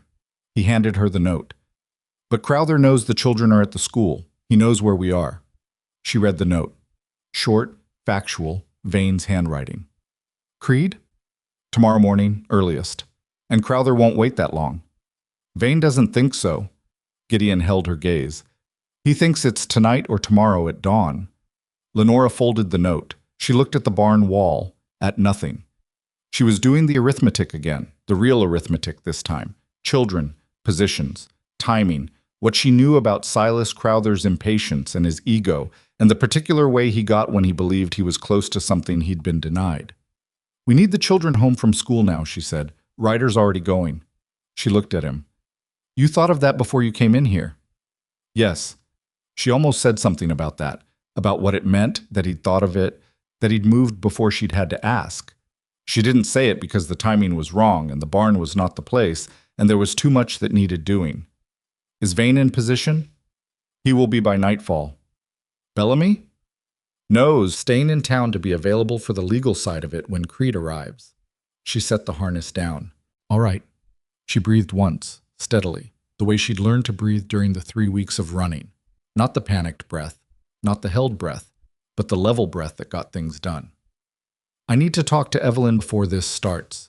And then I need you to make sure the younger children stay inside, whatever happens." "I'll make sure." "Not you," she said. "I need you outside with me." He looked at her. The moment was brief, and the light in the barn was the particular gold of afternoon coming through a high window, and she was aware of all of it in the sharp way that people become aware of sensory detail when they know something is about to change. "You don't have to have me out there," he said carefully. "I know." She picked up her coat from where she'd hung it on the stall. "I want you out there." She walked out of the barn. They brought the children home before the school day ended, which Millie thought was exciting, which Wade recognized as significant, and which Toby accepted without comment. Evelyn came through the door reading her mother's face with the precision of long practice and went immediately to the kitchen to start something that could feed everyone, because that was Evelyn's response to threat. Make sure the practical things were covered. Lenora pulled Wade aside before supper. She'd thought about what to say to him. She'd thought about whether to say anything at all, whether to let the plan work without making it larger than it needed to be for a 10-year-old boy. Then she thought about Wade specifically, about who he was, about the fact that he had been watching out for himself and his siblings in his own imperfect, combative, fiercely loyal way for years now, and that treating him like he couldn't handle the truth was both an inaccuracy and an insult. Crowther is coming tomorrow, she told him. Maybe tonight. There are people ready to deal with him when he does. She held his gaze. Your job is to stay inside with Millie and Toby. That's it. That's the whole job. Wade looked at her. His jaw was doing the thing it did. What's Evelyn's job? Same. What's Gideon's job? He's going to be outside with me. Something moved across his face. The calculation. And the man from the investigation bureau? Vane's going to be in position. Position where? I don't know exactly. Wade looked at the floor for a moment. He was fighting something. The same thing he'd been fighting since he was old enough to understand that fighting was sometimes necessary and sometimes it wasn't, and figuring out the difference was hard. I should be out there, he said. No. Mom. Wade. She said it quietly. I need you inside because I need to know where you are. If I'm outside watching the road and worrying about what you're doing behind me, I can't do what I need to do. She held his gaze. Staying inside is not small. It's the job that lets me do mine. He was quiet for a long time. Okay, he said finally. The same word Toby had used, carrying the same complicated weight. Okay. Supper was the strangest meal they'd had at Rusk Ranch, which was notable because several of the meals in the first week had been fairly strange in their own way. Millie talked more than usual, which meant she talked almost constantly, covering the entire table in 7-year-old commentary about nothing in particular, and Lenora understood that this was Millie's equivalent of what Evelyn did with cooking, filling space with something manageable when the larger things weren't manageable. Toby ate quietly. At one point he looked up at Gideon and said, without preamble, Is the bay nervous? Gideon looked at him. A little. Horses feel things before people do. I know. He looked back at his plate. I fed her extra this afternoon. A beat passed around the table. Nobody made it into anything, and it remained what it was. A 5-year-old boy who'd once been afraid of horses, taking care of one. After supper, after the children were in their rooms, Lenora and Gideon sat at the kitchen table in the quiet that settles over a house when the people making noise are asleep. The lamp was low. Outside the temperature had dropped further, and the wind had picked up, which was either weather or her imagination giving weather to what she was feeling. He'll come at dawn, she said. That's how he operates. Early enough that you're still organizing yourself, but light enough that he can see everything clearly. She turned her cup on the table. He'll have Pratt with him, and probably 4 or 5 others. He'll have the papers. And he'll expect you to crumple. He always expects that. She looked at the cup. I used to, earlier. When he first started making trouble, before I understood what he was doing, he'd say things, and I'd get small, make myself smaller, thought it was safer. She paused. It wasn't safer. It just taught him that making me smaller was possible. Gideon said nothing. I was listening in the way he listened, fully, without filling it with his own response. I'm not doing that tomorrow, she said. Whatever he says. I'm not getting small. No, Gideon agreed. You're not. The wind moved against the house. Somewhere in the barn a horse shifted. If Creed doesn't come in time, she started. He'll come. If he doesn't, then we deal with what's in front of us. He looked at her directly. And what's in front of us is a man who has been underestimating you for 11 years. She held his gaze. The lamplight was low, and the kitchen was the warmest room in the house, and she was very aware of the particular quality of this moment. The stillness before a thing happens, when everything is still possible, and nothing has been decided yet by outcome. Get some sleep, he said. A few hours at least. You? Barn. He stood up. I'll be awake. You'll hear me if anything moves on the road. She nodded. He took his coat from the hook and went to the door. She watched him go. Gideon. He stopped with his hand on the door. She didn't have the words for what she wanted to say, or maybe she had them and the timing still wasn't right, and the kitchen was close to right, but close to right wasn't right. Thank you, she said, for all of it. I want you to know I know what it cost. He was quiet for a moment. It didn't cost me what you think it did. He went out. She sat alone at the kitchen table for a while longer, long enough for the lamp to start burning low on its oil. She thought about Silas Crowther sleeping in his hotel room in Red Willow, satisfied with his preparations, certain of his morning. She thought about what he didn't know, about Vane in position, about Creed on the road, about Bellamy with his documents and his 2 years of careful work, and about the particular satisfaction of a man walking into a room he thinks he's already won and discovering he doesn't know what room he's in. She put out the lamp and went to bed and slept, not well, but enough. At 4 in the morning, she heard hoofbeats on the road and was sitting up before the sound finished registering. She was at the window in 3 steps. One rider, coming fast, pulling up at the barn. Vane. She was dressed and at the door before Gideon came out of the barn to meet him. She couldn't hear the words from the house, but she could see Vane's face in the faint pre-dawn light, and his face told her. Crowther wasn't waiting for dawn. He was coming now. She turned back into the house. She went to Evelyn's room first. She touched her daughter's shoulder, and Evelyn was awake and upright in the same instant, the same way Lenora herself woke. And Lenora thought, not for the first time, that Evelyn had paid too high a price to learn that particular skill. "Stay inside," Lenora said. "Keep the little ones inside. Whatever you hear, whatever happens, stay inside until I come get you." Evelyn searched her face. "You're ready?" Lenora thought about the question. She thought about what ready meant. Not calm, not fearless, not certain of the outcome, but clear on what needed doing and willing to do it. "Yes," she said.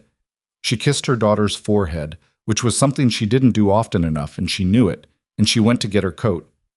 Outside, Gideon was already at the gate. Vane had disappeared into the darkness to take his position. The night was very quiet now, the wind having dropped, and in the east, barely, just barely, the sky had begun doing the thing it does before light comes, where the black becomes a shade less absolute. Lenora walked across the yard and stood beside Gideon at the gate. Down the road, in the thin pre-dawn, she could see lights, lanterns, moving, coming toward them. She reached up and straightened the collar of her coat. She squared her shoulders. She thought about her children asleep or awake in that house behind her, about Toby who'd said the horse was watching him, about Wade who'd said okay and meant something larger than the word, about Millie's fierce, uncomplicated certainty that Crowther couldn't have them. He couldn't. The lanterns on the road got closer. Lenora Whitlock stood at the gate of Rusk Ranch in the last full dark before morning and did not move. The lanterns came up the road in a loose cluster, 5 of them, moving at the pace of men who aren't hurrying because they don't believe they need to. Lenora counted the horses as they got close enough to count. 7 riders. Crowther's number, the one Vane had given. She hadn't doubted it, but there was a difference between a number and 7 horses materializing out of the pre-dawn dark, and her body registered that difference even as her face registered nothing at all. Gideon was 2 feet to her right. He hadn't said anything since she'd come out, and she hadn't needed him to. They came through the gate. Crowther's men had opened it themselves without asking, which was the first statement, the announcement of how this morning was going to go in Crowther's understanding of it. Pratt was on the left flank, Grey Duster exchanged for a heavier coat, but the same unhurried manner. 4 other men arranged themselves in a loose line behind. And in the center, on a black horse that was too well bred for this road, was Silas Crowther. He was 61 years old, and he looked like money looks when it's been money long enough that it stops being impressed with itself. Heavy through the chest, silver-haired, with a face that might once have been handsome and had since settled into the particular expression of a man who had not been told no in a very long time. He wore his coat like a uniform and sat his horse like a man posing for a portrait he'd commissioned of himself. He looked at Lenora the way he always had, not like she was a person exactly, but like she was an item on a list that had been causing him inconvenience. Lenora. He didn't add anything to it, just her name, in the tone of someone identifying an object that's been misplaced. Silas. She gave him the same back, the same tone, and watched something tighten around his eyes at the equivalence of it. He looked at Gideon. A longer look, the kind that took inventory. "You'd be Rusk." "I would," Gideon said. "This your ranch?" "It is." Crowther looked at the house, at the barn, at the fence lines going out into the dark, and his expression was the expression of a man conducting an appraisal rather than a conversation. "Nice enough place," he said, as though Gideon might be grateful for the assessment. He looked back at Lenora. "You've put me to considerable trouble." "I know," she said. That was the point. The men behind him shifted. Pratt's head moved slightly, recalibrating, because that was not the kind of thing a woman in Lenora Whitlock's position was supposed to say. Crowther's expression didn't change much. He'd spent too many years controlling rooms to let a sentence change his face in front of his men. But something moved behind his eyes. A small, cold adjustment. She'd seen it before. It was the look he got when something stopped being an inconvenience and started being something he intended to punish. I have legal documentation, he said. He turned to Pratt, who produced the custody papers from his coat and held them out, a gesture that was meant to be finalizing. Signed and sealed by Judge Harlan Pritchard of Tarrant County, Lenora said. Yes, I know. I've read them. A beat. Then you know what they say. I know what they say and I know what they're worth. She held his gaze. Which is considerably less than what you paid for them. Crowther dismounted. He took his time about it, the way he took his time about everything. Not because he was slow, but because taking time was a demonstration of certainty, the physical embodiment of a man who believes nobody is going anywhere without his permission. He handed his reins to the man nearest him without looking and walked toward her. He stopped 6 feet away. You're making a mistake, he said, and his voice had dropped to the register he used in private, the one without the public performance in it. She'd heard it before, in rooms where he thought no one else was listening, in the years when he'd been her brother-in-law rather than her pursuer. You're standing here like you've got something I don't know about behind you. I've checked, Lenora. I know what you have. A deed holder who's played at being a good Samaritan and an elderly lawyer with a reputation for losing against real money. He tilted his head slightly. That's not a position. That's a wish. Maybe, she said. No, maybe about it. He took a step closer. I've been doing this for 30 years. I know what a bluff looks like. I know what it sounds like. I know what a frightened woman looks like when she's decided that standing still is better than running, because running finally got too hard. Another step, 5 feet now. I don't hold it against you. You did what you could. You ran, you fought, you found someone to help you, and it wasn't enough because it was never going to be enough. He spread his hand slightly, a gesture of reasonableness. Give me the boys. Take your daughters and go where you want. I'll have my lawyers draw up an arrangement that gives you access. I'm not giving you my sons. Quarterly, supervised, which is more than the court order requires. I'm not giving you my sons, Silas. He stopped. The reasonableness drained out of his face the way water drains, completely, leaving the surface clean of everything that had been there. I'm going to ask you one more time, he said, and you're going to want to think about what the answer costs. Gideon moved, not toward Crowther, just a step forward, so that he was level with Lenora rather than behind her. It was a small movement and a significant one. Crowther looked at him with the expression of a man reassessing whether an object is animated. I'd advise you to think carefully about your next sentence, Gideon said. His voice was the same voice he used for everything, even unhurried, with no particular heat in it. This is my land. Those are my gates you rode through without asking, and I haven't invited you to threaten anyone on it. Pratt moved his horse forward. You should stay out of... Vernon. Crowther raised one hand without looking. Pratt stopped. Crowther was still looking at Gideon with the particular attention of a man recategorizing a problem. Rusk. You understand what you're doing here? You're interfering in a legal custody matter. That's not a small thing. Neither is riding to a man's ranch before sunrise with 7 armed men, Gideon said. But here we are. A silence spread across the yard. It was the particular silence of a moment balanced on its own weight. Not peaceful, not the absence of sound exactly, but the kind of quiet that happens when everyone in a space is waiting to see which direction the balance tips. Crowther turned back to Lenora. Something had changed in his face. The reasonableness was gone, and the performance was going with it, the careful public version of Silas Crowther that he put on for courtrooms and businessmen and people he needed to see him as legitimate. What was underneath it was simpler and older and considerably uglier. You think you've done something, he said. You think you've built something here in 2 months that can stand against what I've spent 30 years building. He moved closer, 4 feet now. She could see the lines of his face clearly in the pale pre-dawn. Let me tell you what I know about what you've built. I know about Bellamy. Old man with old files and old grievances. I've dealt with men like Bellamy before. Judges get replaced. Files get complicated. Witnesses remember things differently than they thought they did. He was speaking lower now, more quietly. The way people speak when they're saying something they know sounds wrong out loud. I know about the investigation bureau. I know what they have, and I know what they can't prove without Pritchard's cooperation. And Pritchard does not cooperate with people who don't compensate him for the trouble. His eyes hadn't left hers. And I know that the closest federal marshal is 2 days out of Denver on a road with a washed-out bridge. Lenora didn't move. So here's where we are, Crowther continued. You have a lawyer who can't win, an investigator who can't close, and a rancher who's going to have a very difficult legal year once I'm done being inconvenienced. He was 4 feet away. 3. And I have 7 men, valid papers, and 30 years of knowing exactly how this kind of morning ends. He stopped. Bring me my nephews. No, Lenora said. He grabbed her arm. It happened fast.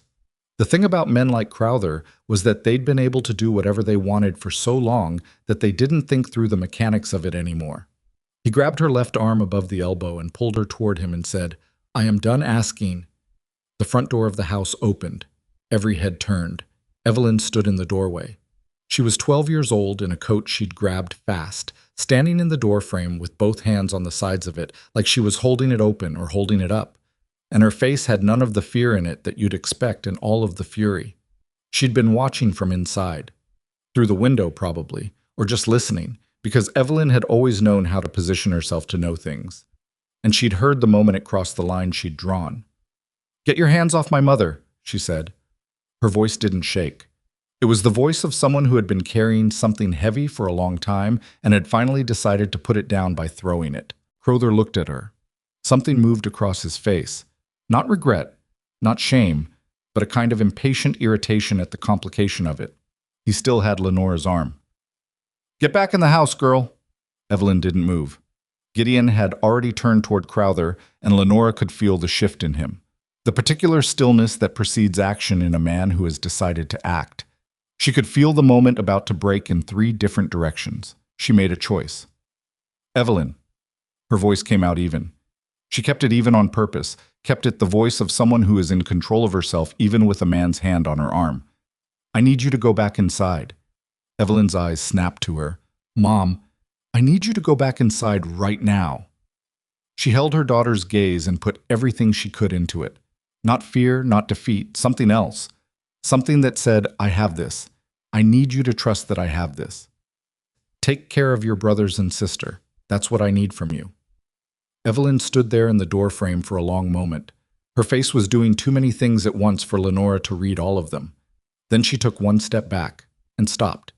Because Lenora looked at her daughter standing in that doorway, 12 years old, furious, frightened, trying so hard to be the person who fixed things because the adults around her had let too many things break. And she felt something shift in her own chest, a thing that had been building for months and maybe longer than that. The accumulated weight of watching her daughter grow up too fast and in the wrong direction, toward vigilance and away from childhood, toward armor and away from the freedom to not need it. She looked at Crowther. She pulled her arm back, hard and sharp, twisting at the wrist, the way her father had showed her once when she was a girl, the movement you use when someone is holding you and you need them to stop.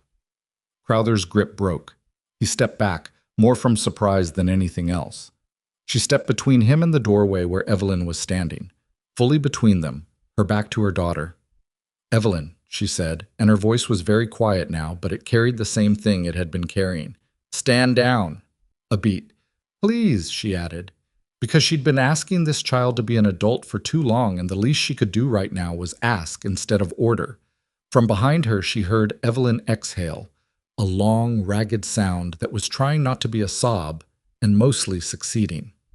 She heard her daughter take 1 step back into the house, then another, then the sound of the door. Lenora turned back to Crowther. His face had gone through several expressions in the last 30 seconds and had landed on something she recognized, the look of a man who has stopped thinking about optics, the look that came before the version of him she'd been hoping to produce. You are a fool, he said. You know that? A genuine, committed fool. You think any of this matters? You think your lawyer and your rancher and your little plan changes anything about how this ends? He had raised his voice. Not shouting. Crowther never shouted. It was beneath him. But loud enough that it carried clearly across the yard and into the cold morning air. I have had judges and witnesses and whole families set aside for standing in my way. I have had men twice. Rusk's eyes discover that their land rights and their legal standing and their entire livelihood can become very complicated very quickly when they choose the wrong side. He was speaking with the fluency of a man saying things he'd said before in private to people who had no choice but to listen. I have been doing this for 30 years, and every single time, Chie, people like you discover that the law is a tool, and I own the tools. He pointed at the house. Those boys are coming with me this morning. Their mother is going to stand there and let that happen, or she is going to discover what it costs to not let it happen. And that rancher is going to step aside, or he is going to spend the next 10 years in a legal dispute that will take everything he hoofbeats. Not from the road they'd come up. From the east, from two directions at once, the drumming sound of multiple horses moving fast, and in the growing light, Lenora could see dust rising from the ridgeline to the east, and movement on the north road, and she felt the breath go out of her in something that wasn't quite relief yet, because she hadn't let herself count on it until now. Crowther heard it. He turned. The first rider came over the ridge at a canter, Vane out of his position in the dark, badge visible now on his coat and a deputy on either side of him. From the north rode 4 more horses, and at their front a man Lenora didn't know, but who had the particular posture of someone who carried federal authority like a physical thing. Broad-shouldered, gray at the temples, with a coat that had a U.S. Marshal's seal on it that caught the first thin light of morning. Jonas Creed. He'd made it. Somehow, he'd made it. He pulled up 10 feet from where Crowther was standing and didn't bother with an extended introduction. Silas Crowther, he said. I'm Federal Marshal Jonas Creed out of Denver.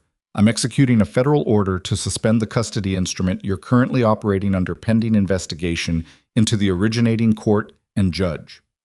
He reached into his coat and produced a document. Additionally, I have an affidavit from territorial investigator Nathaniel Vane citing 3 counts of witness coercion, 2 counts of fraudulent legal instrument, and 1 count of interstate abuse of judicial process. He looked at Crowther steadily.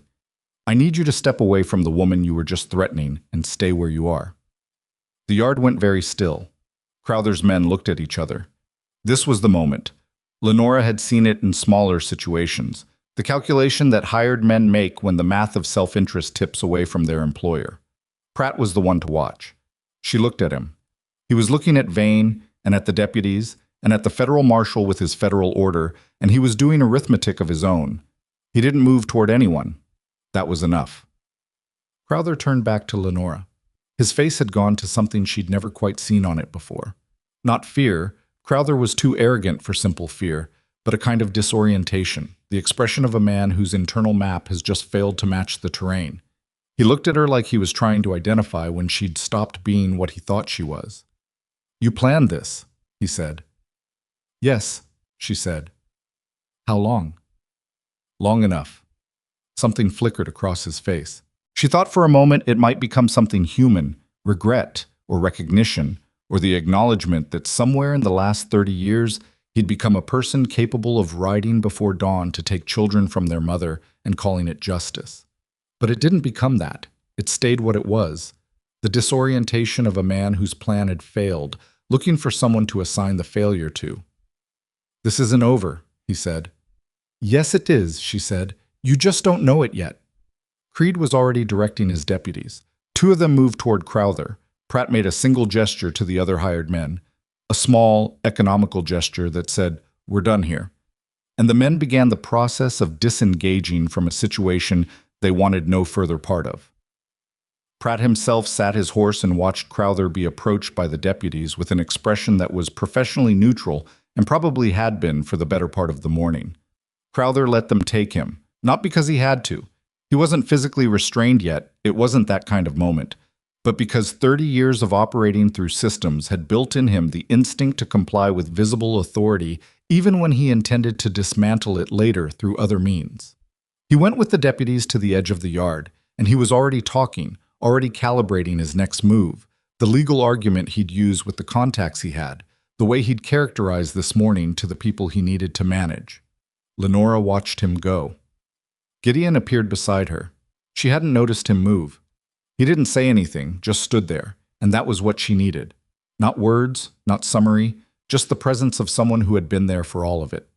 Vane came over. He looked at Lenora with the expression of a man who has been running a complicated operation and has just seen it land. Not triumphant. That wasn't his character. Just steady. He said enough, he said simply. The witness accounts, combined with what he said in this yard this morning, give us what we need for the federal filing. The bridge, Lenora said. Creed said a day's ride. He rode through the night, Vane said. Came around the bridge. A small pause. He has a daughter. Lenora looked at the marshal across the yard. He was talking to one of his deputies, and he looked like a man who had been on a horse in the cold for 14 hours and was running on something other than physical resources. He caught her looking and gave her a short nod. Not theatrical, not celebratory, just the acknowledgement of one person to another that the thing that needed doing had been done. She nodded back. The sound came from behind her, the front door again. She turned, already knowing the sound of that door, the weight of it, after 2 months of hearing it 50 times a day. All 4 of them. Wade in the front, which was predictable. He'd been in the house for as long as he could stand it, and then he'd come out, which was as long as she could have reasonably asked of a 10-year-old boy watching the morning through a window. Millie was behind him, holding Toby's hand, and Toby was looking at the yard with wide eyes. Not frightened, she realized with a start, just taking it in, the way he'd looked at the horses when he first started standing at the fence. Like it was something to understand, not something to run from. Evelyn was in the doorframe. She hadn't come out. She was standing there with her arms at her sides, watching Crowther's men at the edge of the yard, watching Creed's deputies, watching her mother, putting it all together with the patient accuracy she'd been cultivating for 3 years. Lenora walked to the porch. She looked at Evelyn. You came back inside, she said. Evelyn held her gaze. You asked me to. Something in Lenora's chest tightened and released, a sensation she didn't have a clean name for. I know. She came up the porch step and put both arms around her daughter, which was something she'd been doing less of lately without meaning to. The days got busy and the crisis kept the ordinary things from happening. And she held on. Evelyn stood very still for a moment. Then she put her arms around her mother and held on too, and her shoulders dropped about 2 inches, the specific drop of a person who has been holding a weight up, and finally, for a moment, doesn't have to. Is it over? Evelyn said into her shoulder. Not all the way, Lenora said. There's still a court, still Bellamy's work. But the worst of it? She pulled back and looked at her daughter's face. The worst of it is over. Wade had come up beside them. He was looking across the yard at where Crowther was being formally, quietly, processed by Creed's deputies. He doesn't look that scary now, Wade said. He said it not with satisfaction exactly, but with the tone of someone noting an important correction to a prior belief. He wasn't scary because he was dangerous, Lenora said.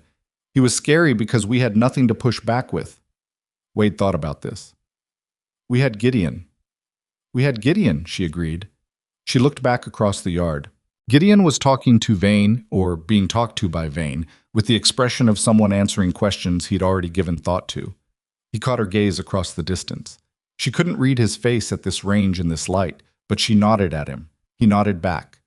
Toby had pulled free of Millie's hand and walked past his mother and down the porch steps into the yard.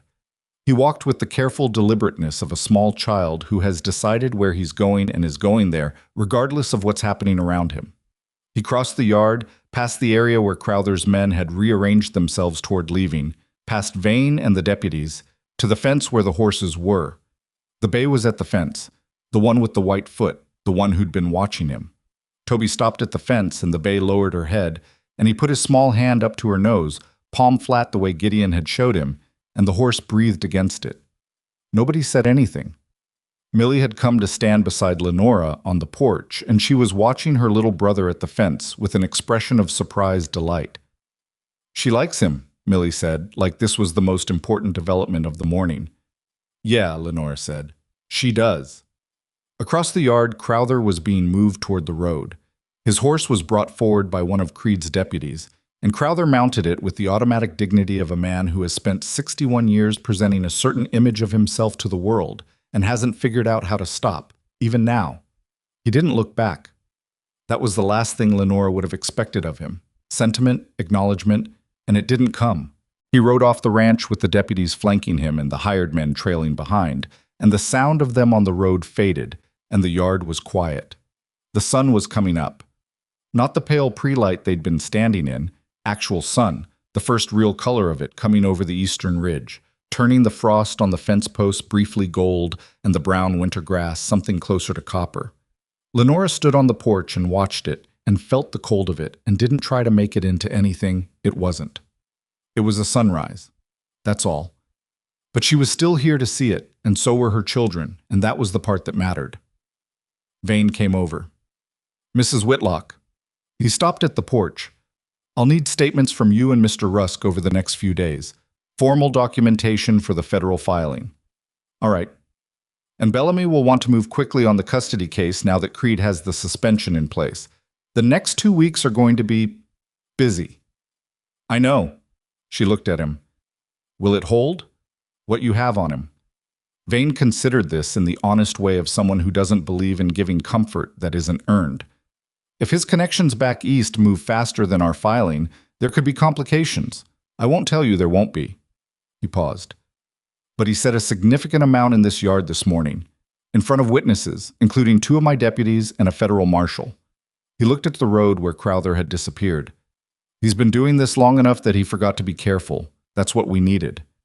He forgot he was being watched, Lenora said. They always do, Vane said. Eventually.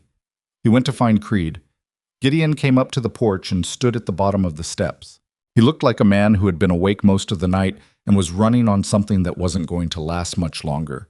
But there was a quality to his stillness that was different from exhaustion, a kind of settled quality, like a person who has done what they set out to do and has not yet had to think about what comes next.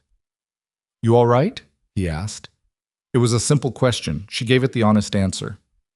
I think so. Ask me in an hour. He nodded. That was fine. Your arm, he said, with a look at the one Crowther had grabbed. She rolled her shoulders slightly. It was sore.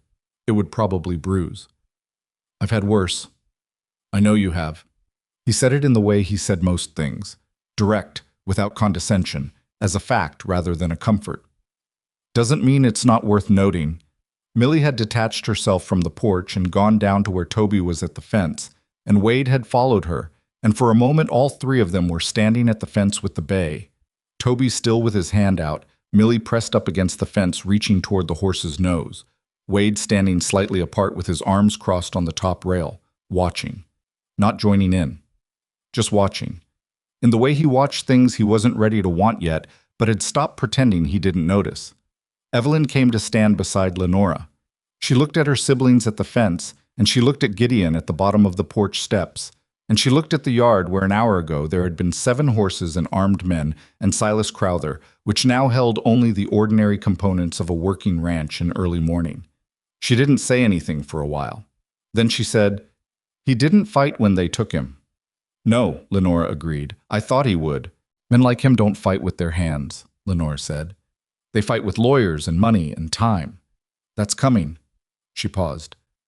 But it's going to be different now. He's going to be fighting from a smaller position. Evelyn was quiet, turning it over. Because of what he said. Because of what he said. Another pause. He talked too much. Yes, Lenora said. He did. Something shifted in Evelyn's face. Not a smile, not quite, but the small internal adjustment of someone who has just understood something that satisfies them. She'd been quiet and watchful and carrying more than she should have for 3 years. And the satisfaction she felt right now wasn't simple or uncomplicated. Nothing about Evelyn was. But it was there. Gideon caught Evelyn's eye briefly and said nothing, and Evelyn looked at him for a moment and looked away. Which was progress. For Evelyn, looking away from someone without actively watching what they were going to do next meant some part of her had decided they weren't a threat. She probably wouldn't have put it that way. But that's what it was. The morning kept coming in. Creed's deputies finished their work and gathered themselves for the ride back, and Creed came over to speak to Lenora briefly. A quiet, competent man who used few words because the job didn't require many, told her that the federal suspension was in effect, and that she'd receive formal documentation within the week, and that if Crowther made any further attempt to contact her or the children before the federal proceedings concluded, Vane was her point of contact. She thanked him for riding through the night. He said, Mrs. Whitlock, I have a daughter. and then he got on his horse and rode east into the morning sun. Vane stayed a while longer, going over logistics with Gideon, and eventually that conversation finished too, and the yard emptied, and the dust from the road settled, and Rusk Ranch became once again just a ranch in the morning. Lenora went inside to make breakfast because there were 4 children and 2 adults, and nobody had eaten since the night before, and breakfast was what you made. Evelyn came in behind her and took over the eggs without being asked, which was what Evelyn did, and Millie came in demanding to know if they could have the good syrup, and Lenora said yes because it was that kind of morning, and some things should be marked, even in small ways. Wade came in last. He stood in the kitchen doorway for a moment, looking at the table, the stove, Evelyn cracking eggs, Millie getting the syrup from the high shelf, Toby already sitting in his chair with his hands folded on the table, like a person who has arrived somewhere and is comfortable with where he's arrived. He looked at his mother. "Is Gideon coming in, sir?" he asked. She looked at him, at the question underneath the question. "Go ask him," she said. Wade stood there for one more second, then he turned and went back through the door, and through the kitchen window she could see him cross the yard to where Gideon was doing something at the barn. And she could see the two of them talk. Wade asking something, Gideon answering, and then both of them walking back toward the house together. Not side by side exactly, but heading in the same direction. She turned back to the stove. The kitchen filled up with the smell of breakfast, and the sound of Millie negotiating with Evelyn about the syrup quantity, and Toby asking a question about the horse that nobody fully answered because everyone was doing something else. And it was loud and slightly chaotic, and nothing about it was what Lenora would have predicted for this morning 2 months ago when she'd stood on a train platform with 17 cents and 4 frightened children and a man with papers telling her what the law said she owed him. The door opened. Wade came in, followed by Gideon, who took off his hat and hung it on the hook near the door without being told, the way you do in a house you know well enough to know where things go. Lenora set plates on the table. Outside, the sun had fully cleared the ridge now, and the frost on the yard was starting to soften, and somewhere near the barn the bay with the white foot was making the particular low sound she made when she wanted attention. It was morning. They were still here. That was enough, for now, to start with. The 2 weeks after Crowther's arrest were the busiest of Lenora's life, which was saying something given the 3 weeks she'd spent running across the territory before any of this started. Bellamy moved fast, faster than she'd expected from a small man in a brown coat who always seemed to have too many papers on his desk. And the custody case that Crowther had built on bribery and false witnesses began coming apart in the particular way that badly built things come apart when someone with steady hands starts pulling at the right thread. The first thread was Pritchard. Vane's federal filing landed on the same morning that 2 of Pritchard's former clerks agreed to testify about the judge's arrangements with the Crowther family. They weren't brave men, the clerks. They were men who had weighed the risk of standing against Crowther, against the certainty of federal perjury charges, and made the practical calculation. Lenora didn't hold it against them. Courage came in different forms, and sometimes it wore the face of self-preservation, and the outcome was the same. Pritchard suspended his own rulings pending investigation before anyone had to force him to. Bellamy said this was the legal equivalent of a man dropping a weapon before he could be disarmed, and that it meant essentially the same thing. The custody order collapsed with it. Not immediately. Nothing in law happened immediately. Bellamy was emphatic about this, and he spent considerable energy over those 2 weeks managing Lenora's expectation of the timeline. But the structure of it came down. The jurisdiction challenge held. The witness accounts Crowther had assembled were being reviewed, and 2 of those witnesses had already sent letters to Bellamy's office indicating that their original statements had been, as one of them carefully phrased it, prepared with the assistance of Mr. Crowther's legal team in ways that may not have fully reflected their independent recollections. Lenora read that letter twice. She couldn't decide if she was angrier at Crowther for buying the testimony, or at the witness for selling it, and eventually she decided the anger wasn't useful and set it down somewhere and went back to work. She was still working for Gideon, and she kept working, not because she needed the cover story anymore. By the second week, the cover story had become simply a job, demonstrable and documented and real in the way that things become real when you've done them long enough that they stop being strategic and start being yours. She was good at it. The accounts were cleaner than they'd been in 3 years, according to Gideon, who said this not as a compliment but as a fact, the way he said most things, which was why she believed it. She also started doing something she hadn't done in years, talking to people in Red Willow. Not performing friendliness, not working a room the way people who need things from communities sometimes do, just talking. The way you talk when you're going to be somewhere and you know it, when you stop treating every interaction like it might be the last one before you have to leave. She talked to the woman at the dry goods store who had 3 grandchildren and opinions about everything. She talked to the school teacher who, it turned out, had noticed Wade in his cavalry book and had quietly set aside 2 more in the same vein for when he finished the first. She talked to the neighboring rancher's wife, a woman named Clara Dent, who brought over a dish of something the week after the confrontation at the ranch and said, with the directness of a person who had lived on the frontier long enough to dispense with preamble, "We heard what happened. Most people in this town are glad it went the way it did. Thought you should know." It was the first time in months that someone had said something like that to her without it having a condition attached. She stood in the doorway for a moment after Clara Dent left, holding the dish, feeling something she couldn't name right away, and then naming it. She felt like she lived here. The court date came on a Wednesday in late February, when the last of the winter was doing its usual frontier business of threatening to go on forever. Bellamy had arranged for it to be heard by a traveling circuit judge named Arthur Fenn, a man with a reputation for reading evidence rather than relationships, which was the most important qualification as far as Bellamy was concerned. Lenora wore the best dress she owned, which was not particularly impressive but was clean and pressed and hers, and she sat at Bellamy's table in the territorial courthouse in Red Willow and listened to her life be argued over by people with documents, which was a strange thing to experience and she couldn't recommend it. Bellamy was different in the courtroom. The small man in the brown coat who seemed perpetually organized by some system only he could navigate became, in front of a judge, a person of considerable and focused precision. He did not perform.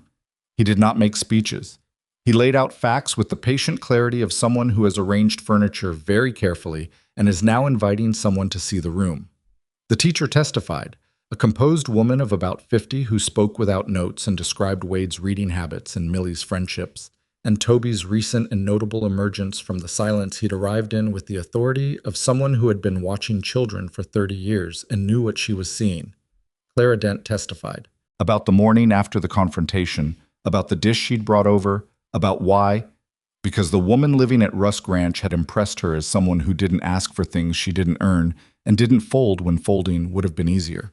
Gideon testified. He was straightforward and brief in the way that Gideon was most things. Described the employment arrangement, described the previous 2 months, answered Bellamy's questions without embellishment and the opposing counsel's questions without defensiveness. When he was asked whether, in his view, Lenora Whitlock was a fit mother, he said, "I've watched her make every decision for those 4 children over 2 months. Fit is a word that doesn't quite cover it." The judge wrote something down, and Lenora testified. She'd been afraid of this part more than any other part.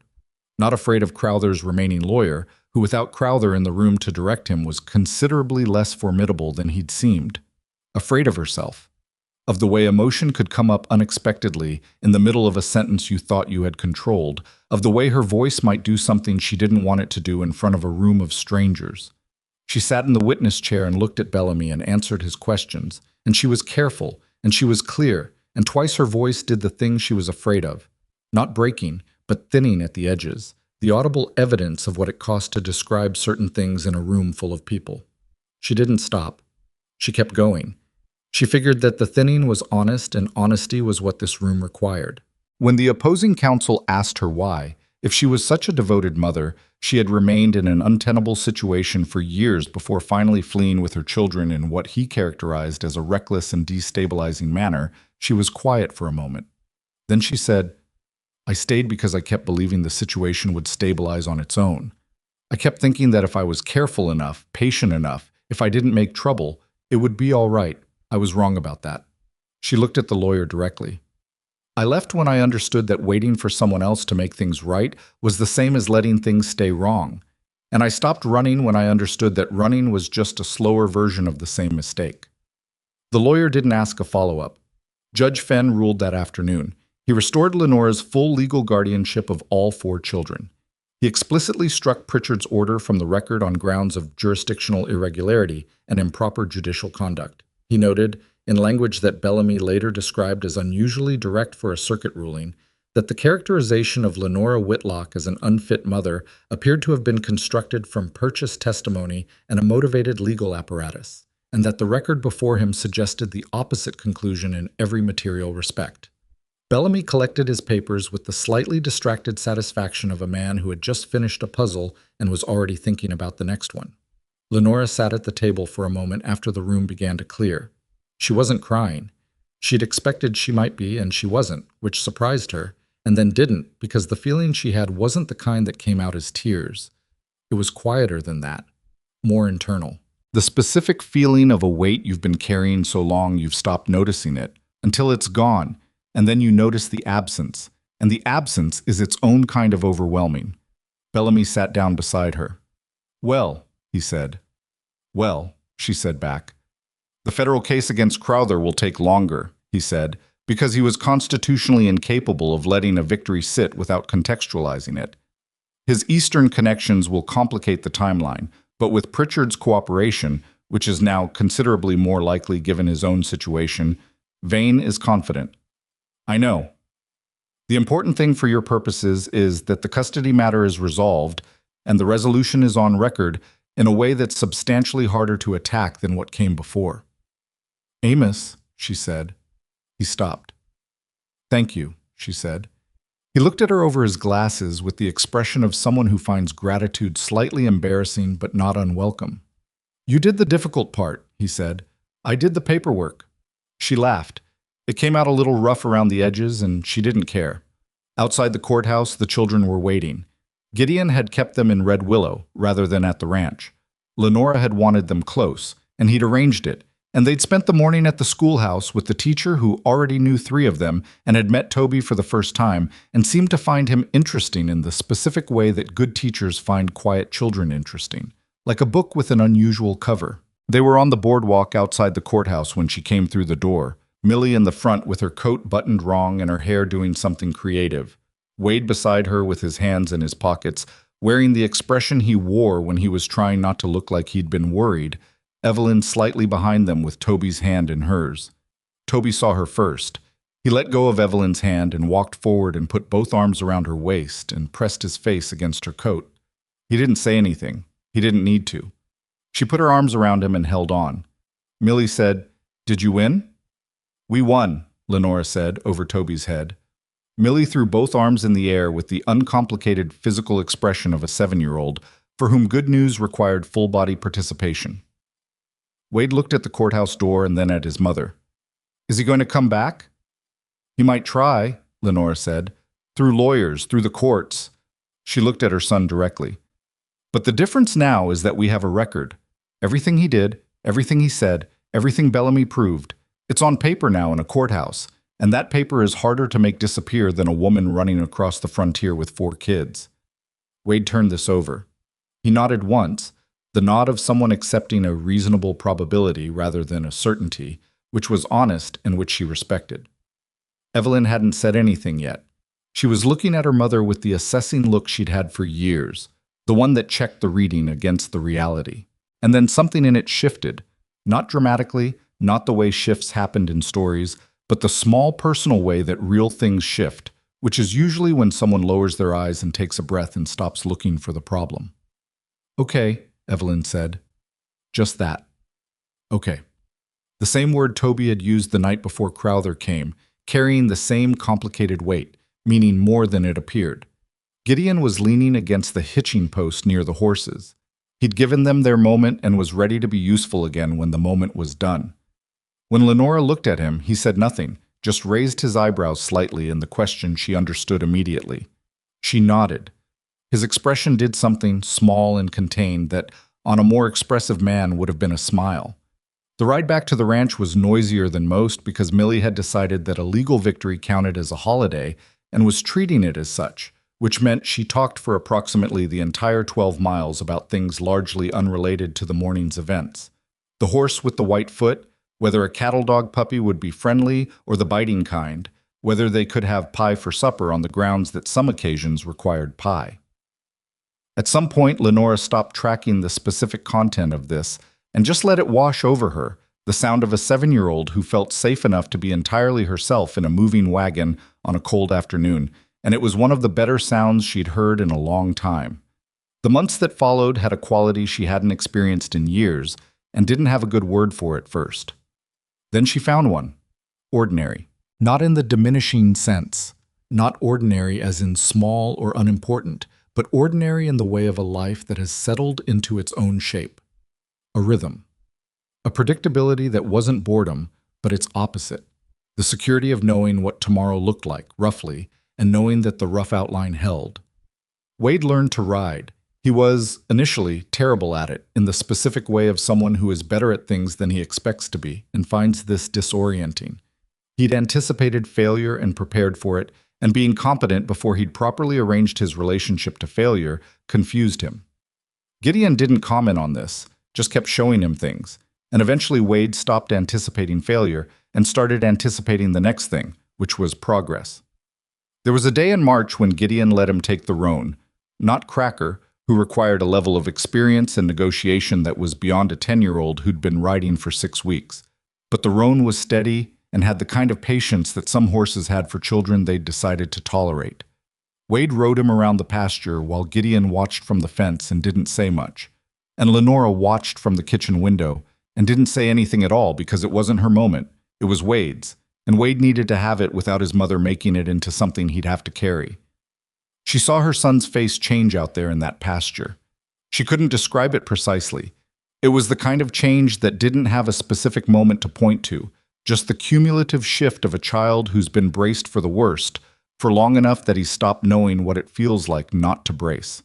His shoulders dropped. His face did something less complicated. He looked, for about 20 minutes on a roan horse in the March cold, like a boy who didn't need to be anything other than a boy. She went back to the accounts before he came in, so he wouldn't know she'd seen. Evelyn's was slower and less visible and therefore in some ways more significant. It happened in pieces. She stopped standing with her back to walls in rooms she'd been in before. She stopped tracking Gideon's location every time he moved through the house. She started leaving a book on the kitchen table, just leaving it, without putting it away when she wasn't reading it. The small territorial claim of someone who has decided a space is theirs. She made a friend at school, which she mentioned to Lenora in passing, as though it were a minor administrative detail, and Lenora treated it the same way, and both of them knew it wasn't. The one that mattered most happened on a Tuesday evening in April, when Lenora was outside and Gideon was in the kitchen doing something with a piece of tack that needed repair, and Evelyn came in from school and sat down at the kitchen table and started on her homework, and they were in the same room for 2 hours without it being strategic on either of their parts. When Lenora came in later, she found them both still at the table. Gideon done with the tack and reading something, Evelyn done with the homework and reading something else. In the companionable silence of two people who have decided, without discussing it, that they don't mind the same quiet. She stood in the doorway and looked at them and didn't say a word. Toby bloomed, which was the word she kept coming back to even though it felt a little large for what was actually happening, which was a small boy gradually becoming audible. He started with words and moved to sentences and then to conversations, which were brief and specific and generally about horses or the ranch or things he'd noticed in the yard. But they were conversations, real ones, with the back and forth that conversations required. He asked Gideon questions with the precision of a child who had spent a long time listening before speaking and had consequently developed an unusually accurate sense of what was worth asking. He told his siblings things. He told Lenora things. One evening he told her that the bay with the white foot reminded him of a dog they'd had before. They'd had to leave the dog when they ran. Lenora hadn't known he remembered the dog. He'd been 3 when they got it, and barely 4 when they'd had to go. And she'd told herself the children were young enough not to carry that particular loss the same way older ones would.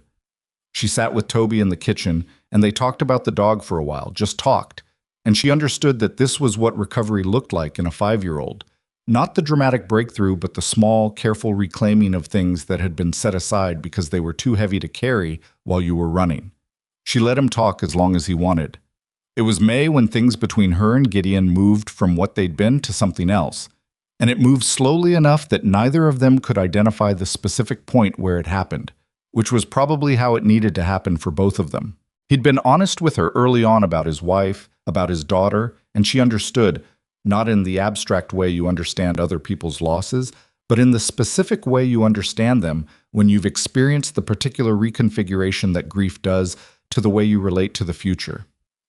She'd lost her husband not to death, but to illness, and then to the long, slow diminishment that preceded it, and the grief for that was its own complicated shape, different from losing someone suddenly, but grief nonetheless. What they had was built on something more durable than either of them being at their best. He'd seen her frightened and exhausted and making decisions under conditions that stripped away every pretense. She'd seen him tired and uncertain and working through things he hadn't fully worked through. They'd been in the same difficult situation for long enough to know, specifically, who the other person was when things were hard. That was not nothing. In fact, Lenora had come to believe it was the most important information two people could have about each other. She was sitting on the porch one evening in May with the last of the daylight going orange over the ridge and the ranch going quiet with the end of the day. And Gideon came and sat beside her.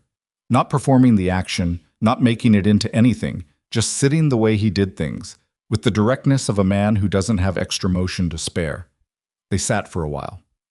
"The federal case is moving," he said eventually. "Vane says Crowther's Eastern connections are negotiating rather than fighting. That usually means they've done the math." Bellamy said the same thing. "It's going to hold, Lenora."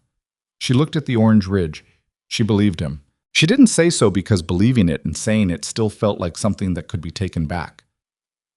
"I was thinking," Gideon said, in the tone that meant he'd been thinking about this for a while and had been deciding whether to say it.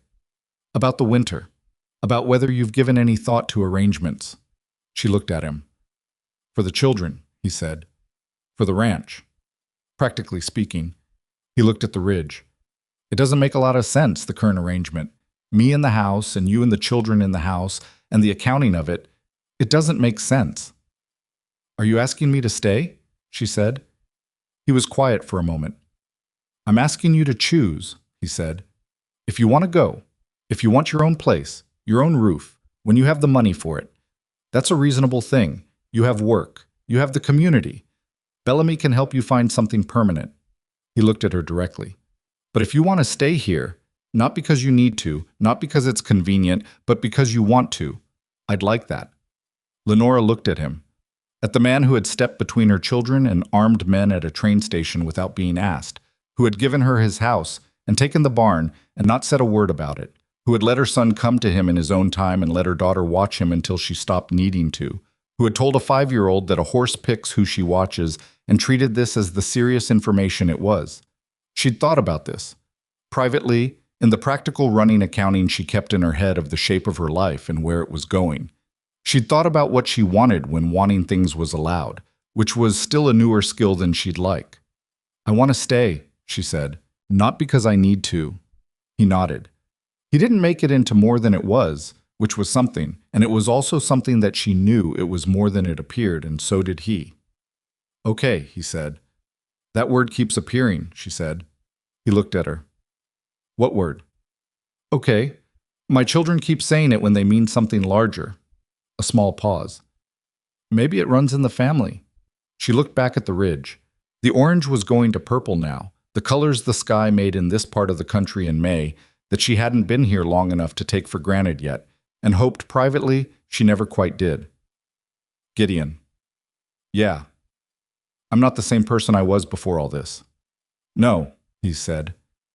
"Neither am I. I mean, I don't know how much of what I was before is still. I didn't have a lot of time to pay attention to myself for a while."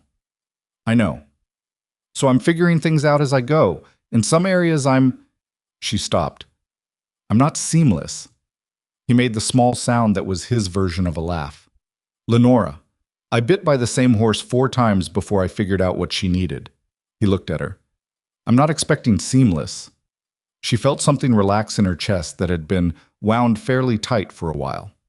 They sat on the porch until the sky went dark, and the first stars came out over the ridge, and the ranch was fully quiet except for the ordinary sounds of horses and wind and the far-off sound of an owl that had been using the big cottonwood at the north fence for as long as Gideon had been on the ranch.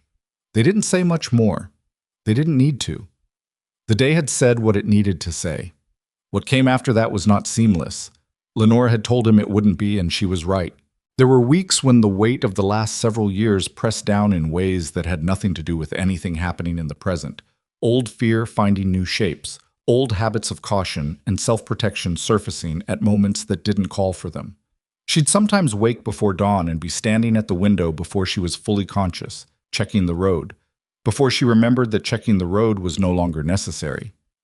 Gideon was patient with this without making her feel like she needed patience, which was the harder thing to be, and she was grateful for it without making him feel like a caretaker, which was the harder thing to do.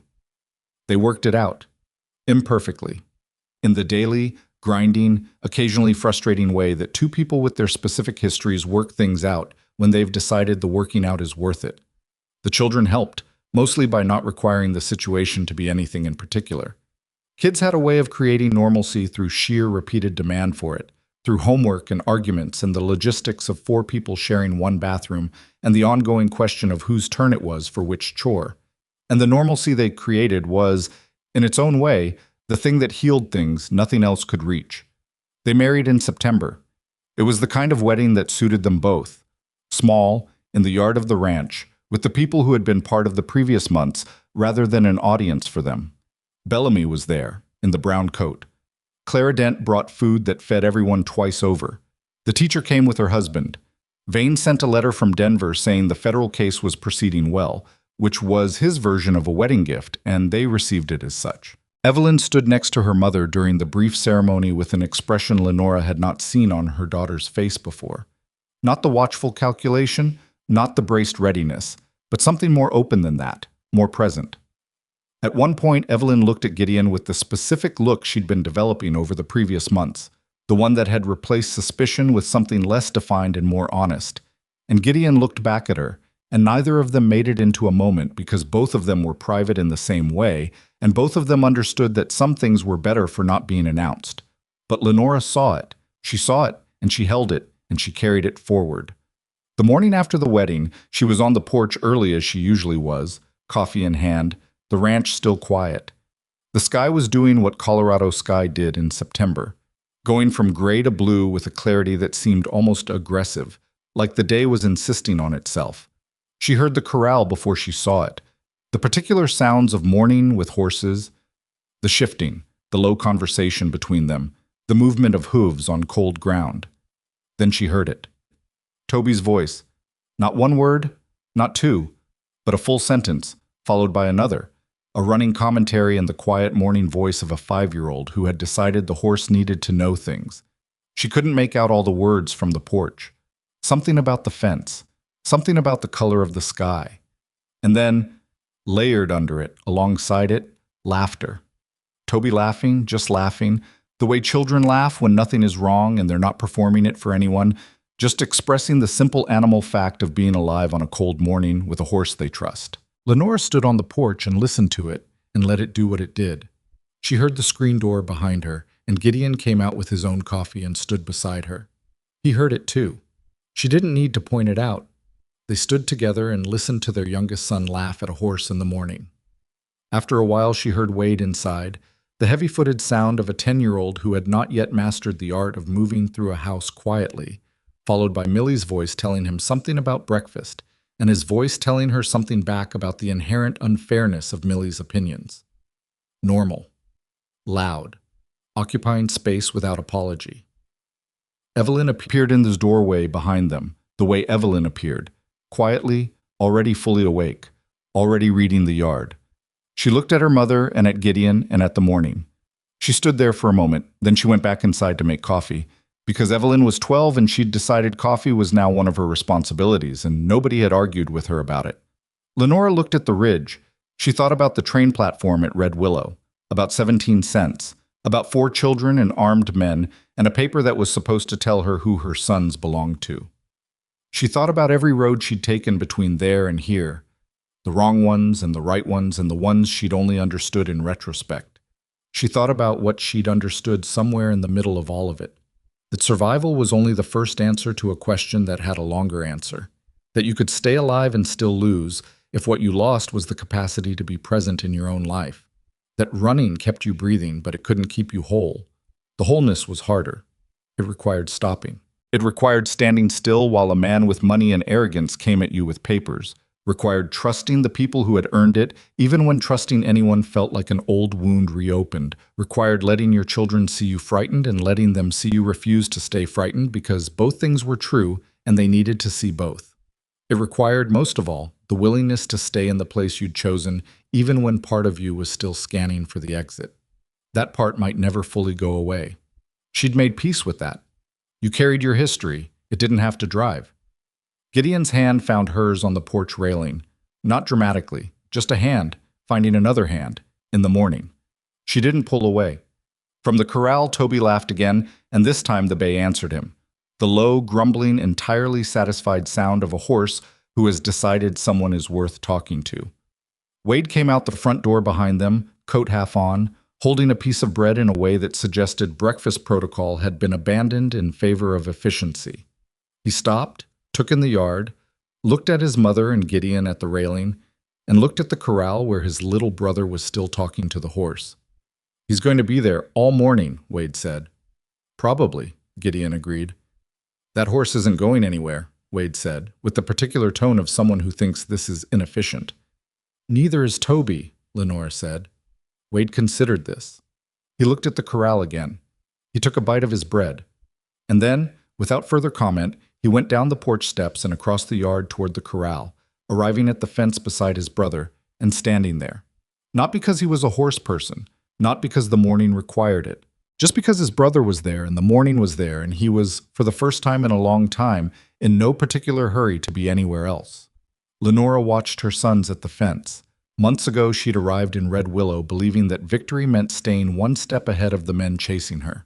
She'd been wrong about that, but she hadn't known what she was wrong about yet, only that the definition she had wasn't holding. She knew now. Victory wasn't distance, it wasn't speed, it wasn't the clever plan or the legal ruling or even the moment Crowther's authority collapsed in a ranch yard at dawn, though that was part of it, and she wouldn't pretend otherwise. Victory was her daughter, making coffee in a kitchen she'd decided was hers. It was her younger son asking to care for a horse that had picked him out of the world. It was her older son standing at a fence on a Tuesday morning with his brother, for no reason except that the fence was there, and so was his brother. It was standing on a porch with your hand in someone else's hand, knowing you were there because you chose it, knowing the choice was yours to make because you'd done the work to make it yours. Survival had gotten her family across the frontier. Courage had gotten them their freedom. And trust. The hard kind. The kind you build through evidence rather than hope.